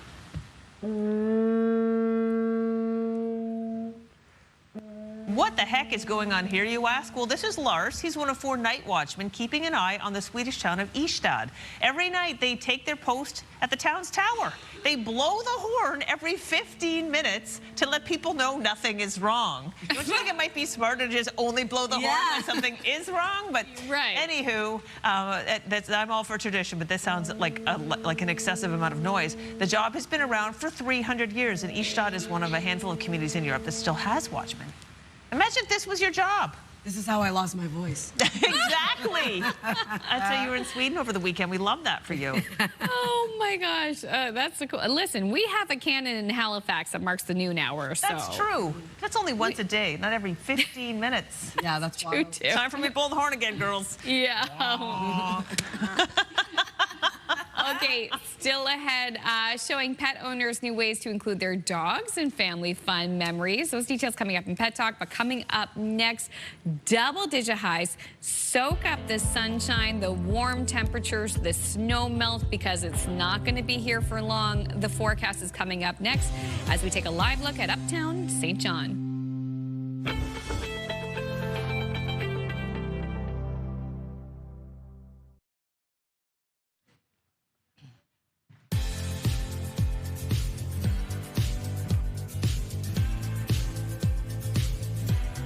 Welcome back, Atlantic Canada. The time now is 8:11. We're taking a live look at a beautiful sunny start to the day over in Walton. Currently 2 degrees in your area, and we are going to see that sunshine and those temperatures really begin to warm up into the afternoon. As of right now, it is 6 degrees heading outdoors in Sydney, 2 degrees in Halifax, 5 in Charlottetown, 2 degrees in Fredericton, and 5 starting off your day in St. John's, Newfoundland. A special weather statement currently in effect for much of New Brunswick, parts of Prince Edward Island for Wednesday afternoon until Thursday. We do have a messy, icy mixture headed our way. That's why we also have a special weather statement in effect for the east coast of Newfoundland for Thursday morning until the evening. Also seeing a winter storm watch in effect for the central, western, and northern region of Newfoundland Thursday morning until the evening, with a wind warning for today. Wind gusts could range from 100 to 120 kilometers per hour. Here's a look at our forecast timeline. Sunny skies for all 3 maritime provinces today. Also seeing sunshine in the forecast for parts of Newfoundland with a bit of shower activity as well. And then for Labrador, looking at flurries and or showers starting to clear out for the most part into the afternoon, but still being left with a bit of flurry activity. Into New Brunswick, looking at a chance of showers for parts of northern and central New Brunswick. And that takes us into this evening. Flurries and or showers will continue for parts of New Brunswick, taking us into early Wednesday morning. We are going to see another icy mixture head our way. If you're wondering about snowfall totals, remaining quite light for parts of New Brunswick, only seeing around 1 to 5 centimeters of additional snowfall for parts of Happy Valley, Goose Bay, and Corner Brook. In terms of our rainfall outlook, remaining quite light for parts of New Brunswick and Nova Scotia, same thing for Newfoundland and Labrador. For forecast today for New Brunswick, lots of sunshine today. We do have a chance of showers and flurries into the evening. Daytime highs ranging from 6 to 17 degrees, wind gusts of 40. Prince Edward Island highs between 7 to 10 degrees, looking at a mix of sun and cloud. Wind out of the southwest, 30 gusting to 50. Cape Breton, eastern Nova Scotia, highs will range from 5 to 15 degrees today. Lots of sunshine throughout your day. Same thing goes for the rest of Nova Scotia. Mainly sunny skies into the afternoon. Evening drizzle for mainland Nova Scotia, but daytime highs between 7 to 17 degrees. For Labrador City, looking at flurries starting off your day that will clear out, leaving a mix of sun and cloud. A high of minus 14 degrees with 7 degrees into St. John's, Newfoundland, mainly sunny skies. Wednesday's forecast, temperatures now start to cool back down. We are going to see snow, freezing rain, and rain throughout the day on Wednesday, especially into the evening. Early Thursday, that's when we start to see this icy mix transition over to rain for the most part. Newfoundland and Labrador are going to see that mixed precipitation, though. That's a look at your weather forecast. We'll throw things over to Amanda. Thank you so much, Latavia. The U.S. and Israel's campaign against Iran enters its 11th day, with U.S. President Donald Trump claiming the conflict may end soon. As the war barrels on, Canadians are bracing for gas prices to continue increasing. For more on this, we bring in CTV's Scott Hurst. Scott, Canadians are seeing the everyday impacts of this war on their wallets. How will Canadians continue to feel the pinch? Good morning, Amanda. First and foremost, as you mentioned, we are feeling the pinch at the pump. Many places across the country are seeing rising gas prices, but that might just be the beginning of how it could impact our household budgets, with the war in Iran driving so much market uncertainty, so much market volatility. And if oil prices stay high for an extended period of time, of course, it's not just our household budgets. It could lead to paying more for many other products and items. Higher food costs, potentially, higher air travel costs, all stoking fear of higher inflation.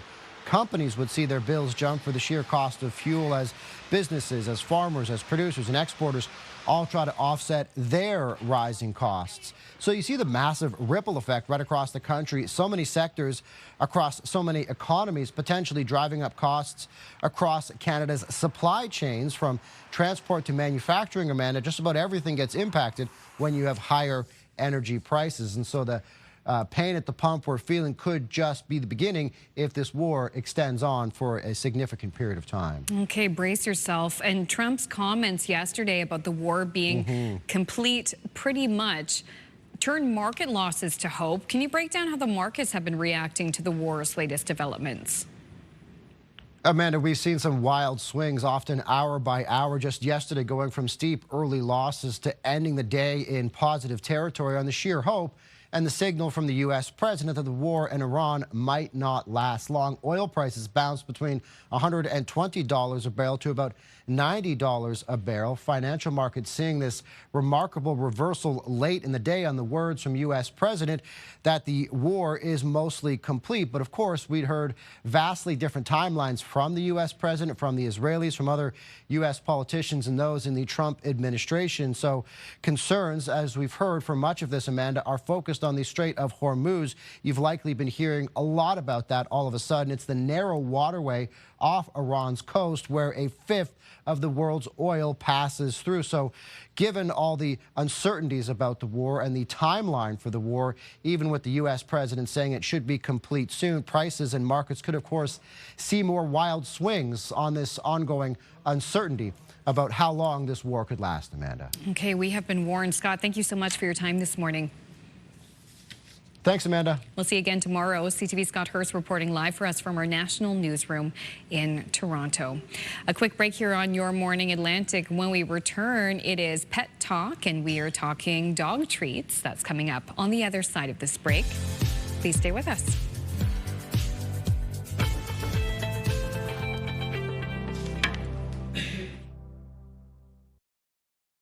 Move Mornings with Aaron and Peter. Weekday mornings on Move 100. The most fun in the morning. And home of the $1,000 minute. Only on Move 100 Halifax. Welcome back. Dreaming of an unforgettable adventure? You can indulge in the magic of Hong Kong. Enter for a chance to win a trip for two, courtesy of the Hong Kong Tourism Board.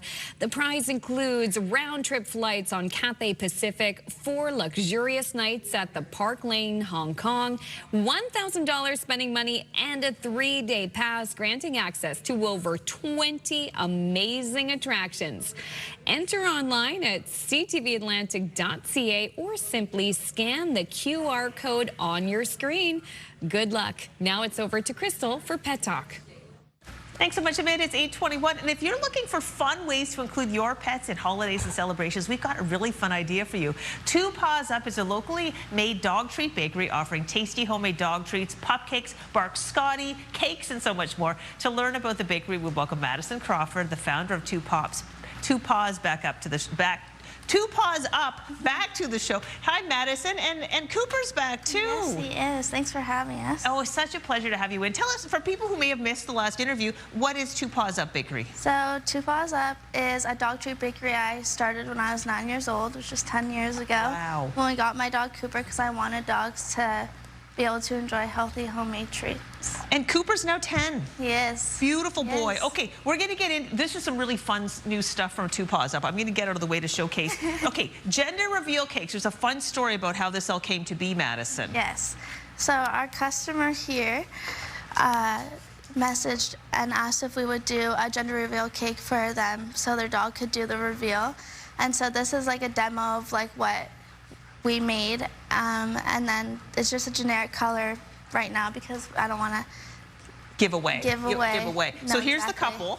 They're now expecting a baby. Yes. They are at the cake is done. It's like ready to go. They're picking it up. They're going to do the reveal later today. Yes, they are. That's Marvin. That's the dog. This is their dog Marvin. Yes. And but Marvin looks a lot like Cooper. So in a dramatic demonstration, we're going to show what's going to happen. Marvin is here. Yeah.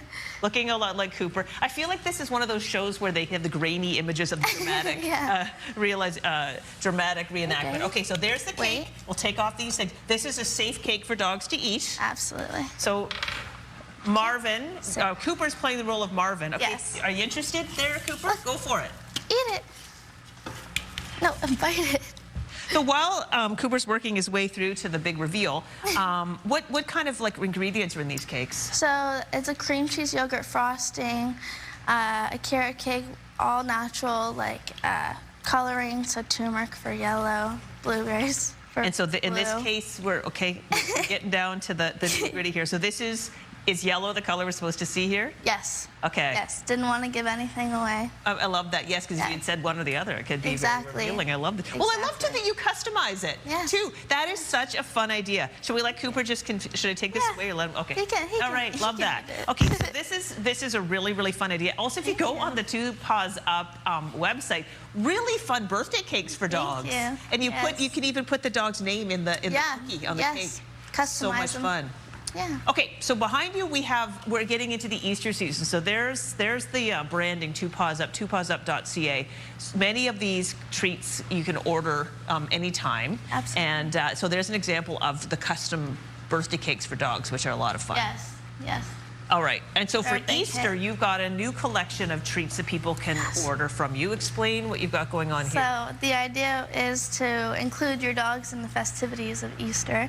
So we have some eggs to hide around your house and get your dogs to find them because they love to sniff and search.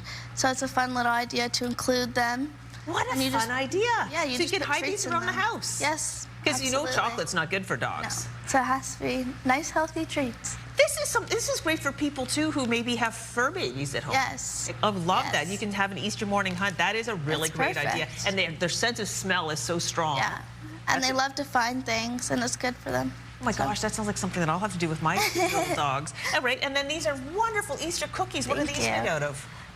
White rice flour, eggs, honey, coconut oil, freeze-dried protein, all healthy, all natural, gluten-free.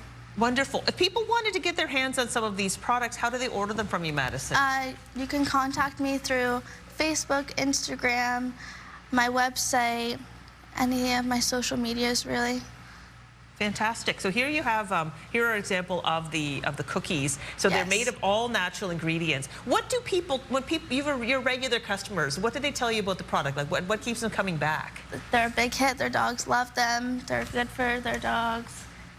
And they really enjoy them. I know Cooper enjoys them. Are these treats something that they can have regularly, or is it should be just once in a while? No, you're saying, like, how many treats would Cooper have on the Cooper's daily? probably already had 20 of them today. Today? Yeah. All right, I love this. Yes. Okay, Cooper, let's see if I'm going to come around and see. Cooper's a sweetie. Cooper? And I also support dog rescues, so I made a bunch of treats for Fly With Me Rescue because they just got a bunch of dogs coming out on the 17th from a high kill shelter. Sorry, Cooper. And so I donated treats to them. That's so nice. Yeah. And Madison, is there anything else you want people to know about what's going on with your business these days? Cooper, sit. Good boy. Just that I love supporting rescues, and I love ensuring that I'm giving dogs healthy, homemade treats. Sorry, Cooper. I'm losing track of the price. There we go. You are a good boy. Well, Madison, thank you so much. Thank you to the whole Crawford family is here behind the scenes. Thank you all for coming in, and it's wonderful to see your business just flourishing as you grow in your business. And Cooper, great to see you doing so well. Great brand ambassador. All right, now we're going to move our attention over to we're going to the 3-day control room. Control room. Where's that?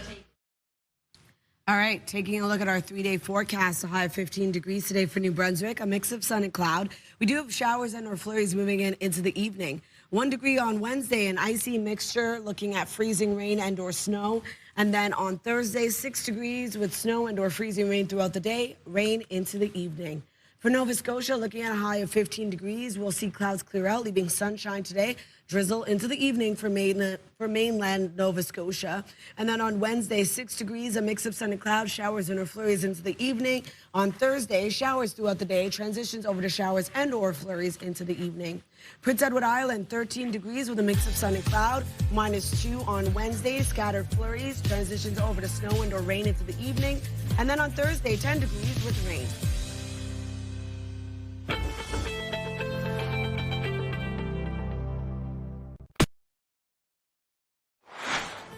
Still to come this morning, getting ready to hit the ice. The Nova Scotia U15 provincials are happening soon in Dartmouth.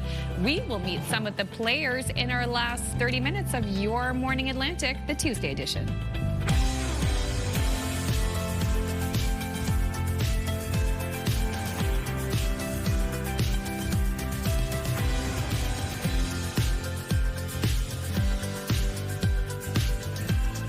Good morning, Atlantic Canada. Thank you so much for joining us. The time now is 8:31.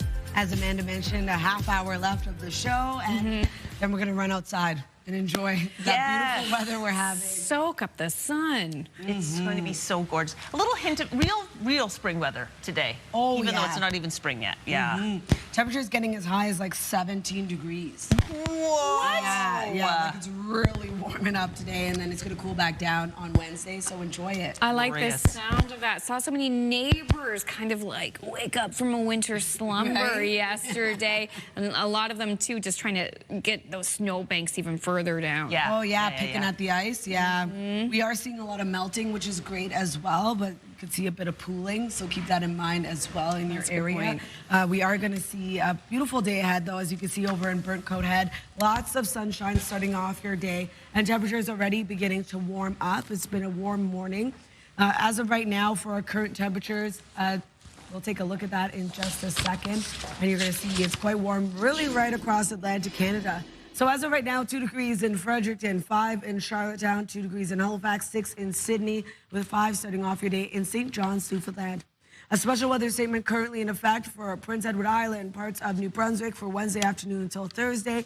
We do have a special weather statement now issued for the east coast of Newfoundland for Thursday morning until the evening, as well as a winter storm watch in effect for the central, western, and northern region of Newfoundland with a wind warning for today. So here's a look at our satellite and radar. Sunny skies for all three maritime provinces today. A bit of shower activity starting off the day for parts of Newfoundland. That will clear out. You'll be seeing sunshine too. And then for Labrador, looking at a chance of flurries and or showers. Over to the current wind across the maritime region, 39 kilometers per hour right now in Canso, 30 into North Cape with 24 in Grand Tetang. Wind gusts of up to 52 kilometers per hour in Canso, 37 in Grand Tetang, 31 in Sydney. We'll take one last look at your long-range forecast, but first, one last look at your local news with Amanda.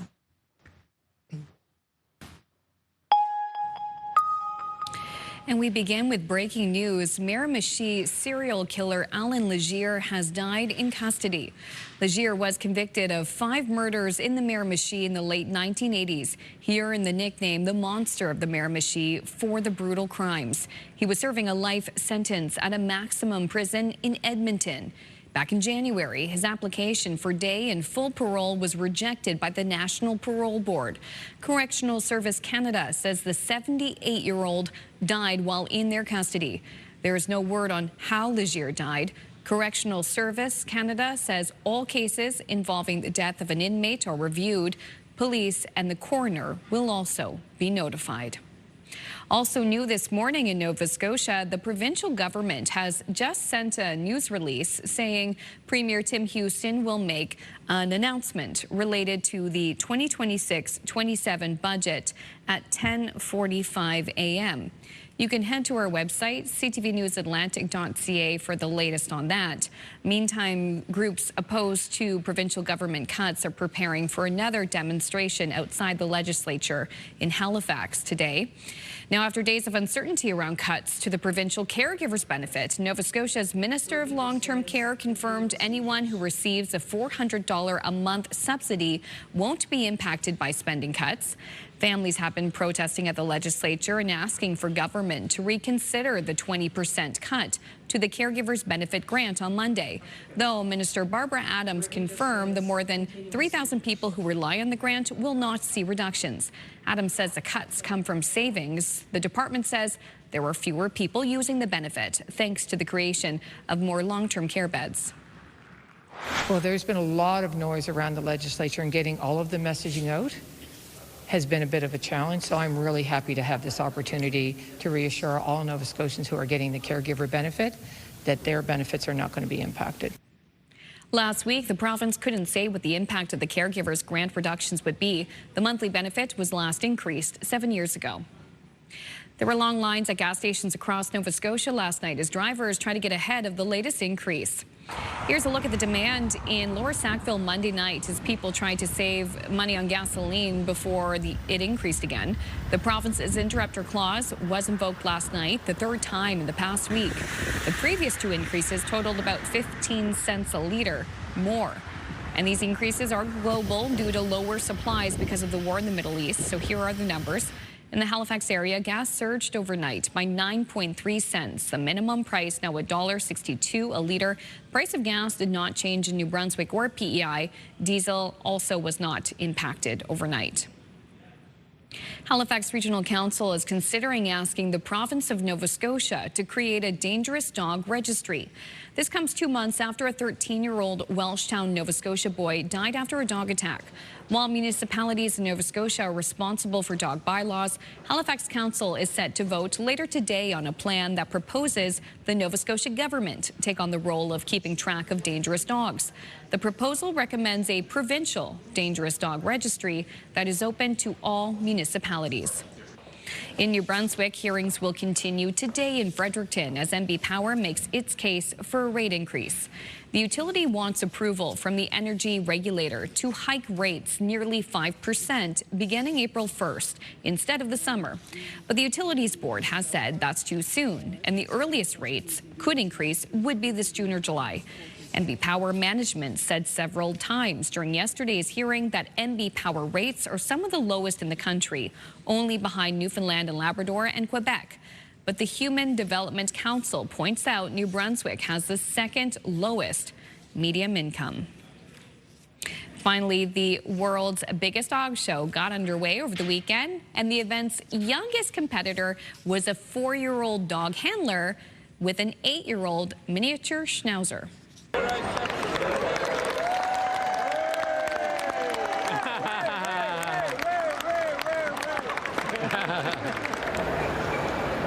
Just look at the joy there. She's wagging her tail, too. The annual cross competition took place from March 5th to the 8th, with more than 200 breeds of dogs competing, and this year's Top Dog Award went to a Clumber Spaniel named Bruin, who was crowned out of 19,000 other competitors. But for us, we just love to see the dogs. Big dog show. Basically 20,000 dogs. Okay, that's a cutie. What a sweetheart. So sweet. And we just had Cooper on the show, too. Cooper was just on. I hope that gender reveal goes really well. Yeah. Oh, my gosh. Okay, this is kind of neat. When's the last time you had your home heating system replaced? Well, for this homeowner, it's been more than 70 years. And this is probably the oldest furnace in the Toronto area. It actually looks pretty cool. It's Buttons Heating and Air Conditioning set out to find the oldest working furnace in the region, and they found it at the home of Doug Bothwell. His furnace has been around for 69 years, and as part of the contest, Doug was given a new furnace free of charge. But his old furnace was actually working just fine, but the newer model will be much more efficient. Wow. Will it last as long? Will a new model last? Probably not. That one is, wow. If it ain't broke. Yeah, exactly. If it ain't broke, you don't have to fix it, but get a more efficient one. Yeah. Anyway, that happened not in our region. Maybe there's an older one in our region, but I don't know. Yeah. All right, we'll talk about the community calendar now. So we do have War on the Catwalk. It's heading to the Imperial Theatre in St. John. So get ready for your favorite queens as they perform live on stage Thursday, March 12th at 8 p.m. For additional details and tickets, you can head over to the website on your screen. And the popular community initiative, Parents Dine Out, returns in Charlottetown. You can come out and support local restaurants while parents enjoy a well-deserved night out. Every Friday in March and April, you can sign up for free children's programming, allowing parents to enjoy a dinner at a participating restaurant, while kids, they get to enjoy an evening of active games and supervised fun. For more details, go to discovercharlottetown.com.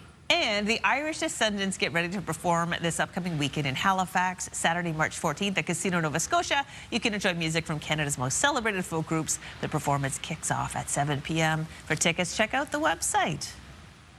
And also, we love to hear from you. We want to know about any events you would like to promote. All you have to do is send us the W5 at Your Morning Atlantic at ctv.ca, and we'll do our best to get them on the show. We're going to take a quick break here on Your Morning Atlantic. Coming up next, Latavia has the latest look at the very warm forecast. And then we're going to play some hockey with the Dartmouth Whalers U15 major hockey team. That's coming up.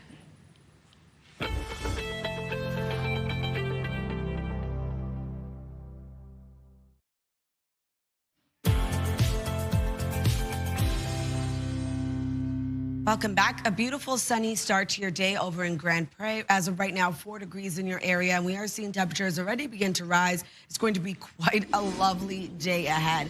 As of right now, 2 degrees in Fredericton, 5 in Charlottetown, 6 degrees early this morning in Sydney, with 3 in Halifax, minus 15 degrees in Labrador City, with 5 into St. John's, Newfoundland. We do have a special weather statement in effect across much of New Brunswick, now extending into parts of Prince Edward Island. Wednesday afternoon until Thursday, we are going to see a wintry mix move in. And we do have a special weather statement now in effect as well for the east coast of Newfoundland, Thursday morning until the evening, with a winter storm watch also in effect for central, western, and northern Newfoundland, Thursday morning until the evening. A wind warning for today, we do have for the Great Northern Peninsula, seeing wind gusts between 100 and 120 kilometers per hour. Here's a look at our forecast timeline. We are seeing sunshine for all 3 maritime provinces. Also going to see sunshine in the forecast for parts of Newfoundland.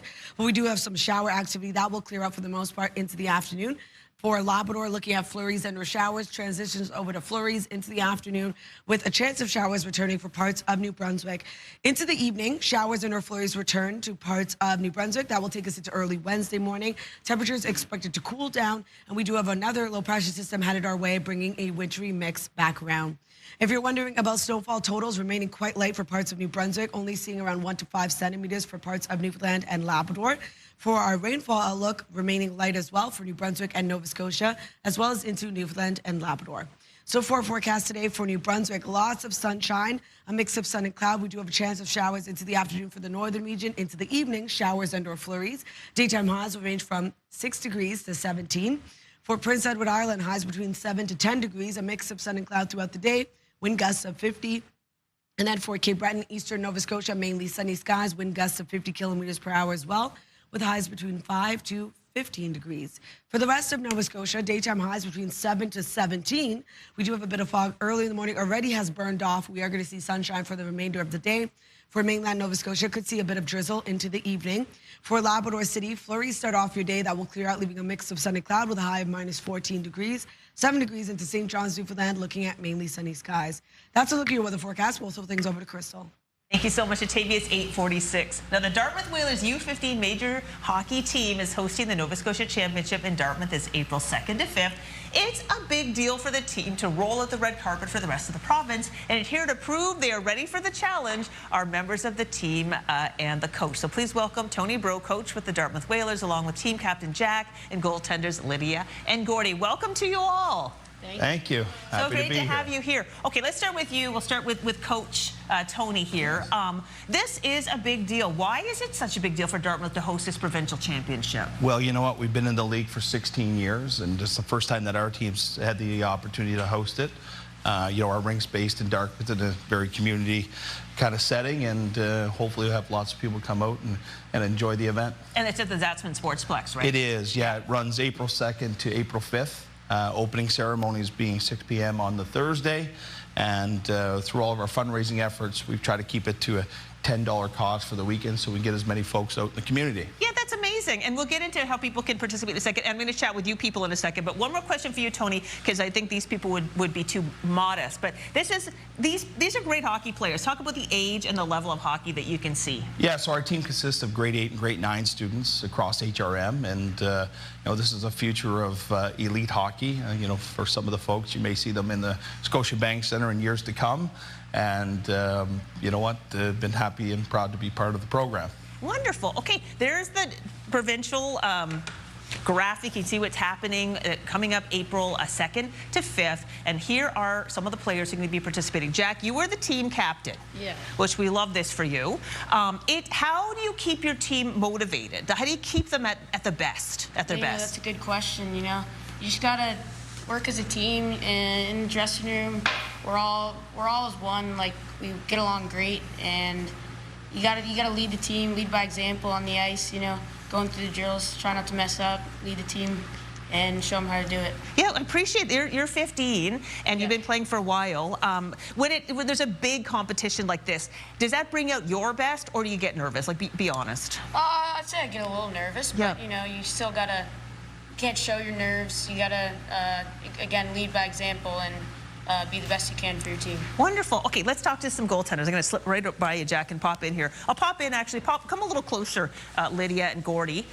So, Lydia, you're a goaltender, and you are one of the only girls. Are you the only girl on the team, or one of the only girls on the team? I'm the only girl on the team, but there are 3 girls in the league. In the league, okay. Yeah. Does that make any difference to your play, that there are so few girls in the league? I mean, obviously it's hard being the only girl, but I mean, I have a great coaching staff and a great team, so it's really good, yeah. I've never actually been in nets before, but I mean, I'm going to ask you, like, pucks are flying at you from all directions. How do you handle that kind of pressure? Well, yeah, they are coming pretty fast now because we're all getting older, but I mean, I'm kind of just used to it now, and I just, you know, try to save as many as I can whenever I can. You train for this. This is what you do. Yeah. And my last question for you before I get over to Gordy is, like, what do you see for your future in the sport of hockey? Well, now that there's the PWHL, I mean, I'd like to play in that, but that's so far away. Yeah. And I just I'm going to go from where I am on the Dartmouth team and try to make U18. Yeah, wonderful. That's fantastic. I know it's a great foundation. Gordy, we're bringing. Why don't you switch spots with Lydia for 1 second, just so we can bring over here into the light. Okay, so Gordy, same question for you. Pucks are flying at you from all directions, getting faster every year. How do you handle that? Well, it's just being about prepared before the game, getting mentally focused. For me, it's just all in the head, trying to save as much as you can.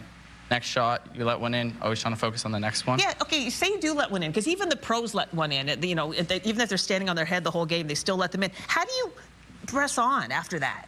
Well, you just got to forget about it and move on to the next one. Just be a goldfish, forget about it. I love that. You'd be the goldfish, just get the next one. All right, my last question for come on over here, Jack, is for the youth here. When the crowds, like, hopefully the sportsplex will be packed with people and you'll just be roaring when you're playing. Does the crowd actually make a difference in your play when you're playing a game of hockey? For sure, it makes it so much more competitive, you know. When you see the crowd out there, it just gets you going, and it's definitely a better game when there's more people in the crowd. Okay, wonderful stuff. Okay, you two, I'm going to try to shoot a few. I don't know if I've ever shot anything into a net before, but who wants to get in nets first? Yeah, we'll let Lydia get in there first, and then Gordy. Okay, so I've got, Jody, you hold the mic. Sure. And Lydia, okay, they're going to get me a stick, Jack. Love this. Okay. Any advice? I don't know, just swing away. Swing. What position do you play, Jack? I play center. Okay. All right, get ready for this, Lydia. This is going to be like, whoa. Oh, wow, look at the power. Oh, it's what, 5 miles an hour. Love this. Okay, let's try another shot. Amanda and Latavia, if you want to try to, I'm pretty weak and feeble here with this. Oh, yeah. Oh, all right, Lydia, thank you for the gift. All right, let's try you, Gordy. We got 30 seconds left. Tony, you've got a mic on there. Tell us about how people can watch, even if they aren't able to get to the Sportsplex. I love this. Yeah, so one way that our league this year is all the games are streamed on High Button Sports. So if you go to their website, it will show all the games. Come on in, Amanda. You're competitive. Yeah, tell us about that. Oh, yeah. That would be the most convenient way to watch the games is on High Button Sports. Okay, perfect. Amanda's going to take a shot, and then I think we have to go to break. All of the details will be on our website, so you can get... That's how it's done, ladies and gentlemen. No, you're great. Whalers, come over here. Great job. I love that. Do you have a team cheer, like Go Whalers or something like that? Let's do it right now. We'll say on the 3. 1, 2, 3. Go Whalers! Yes, all right.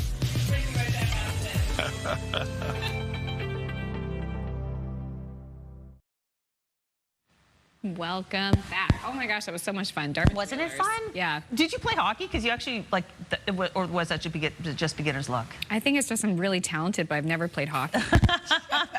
There's still time. There's still time. All right, I hope my dad was watching. Go Leafs, go. Okay, let's get to the Move Morning Chat. And today we were asking if you hide any snacks from your family and why. This is pretty funny. Let's start with Kristen from St. John, who says, when I buy premium ice cream bars like Haagen-Dazs, I hide them in the back of the freezer and put a box of a less expensive brand in the front for my husband to find. The decoy ice cream bars are a game changer. Oh, good. I'm this is great. obsessed with Haagen-Dazs ice cream bars. Everyone knows not to touch them in the fridge. You have to ask. They're yours. Yeah. Oh my gosh, that's a good strategy. I like that. It works for her.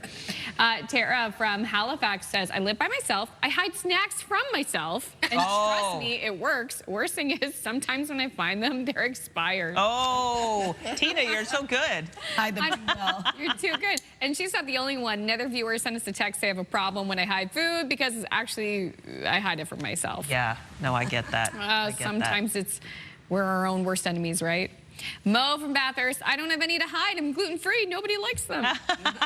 Poor Mo. Oh, poor Mo. I know the gluten-free snacks have really improved. They have gotten really good, actually. Yeah. Sean from Lake Loon says, a note for Amanda, if you don't have to hide any food, you may be the one they're hiding it from. Oh, my gosh. That's what he said, because I was like, I don't hide anything. That's amazing. Also, too, I got a warning from Elise in Sydney. He says, Amanda, just wait until your little guy hits his teen years. My husband had to hide our Nutella bars in the aquarium cupboard. Wow. To throw our 13-year-old boy off the track. The struggle is real.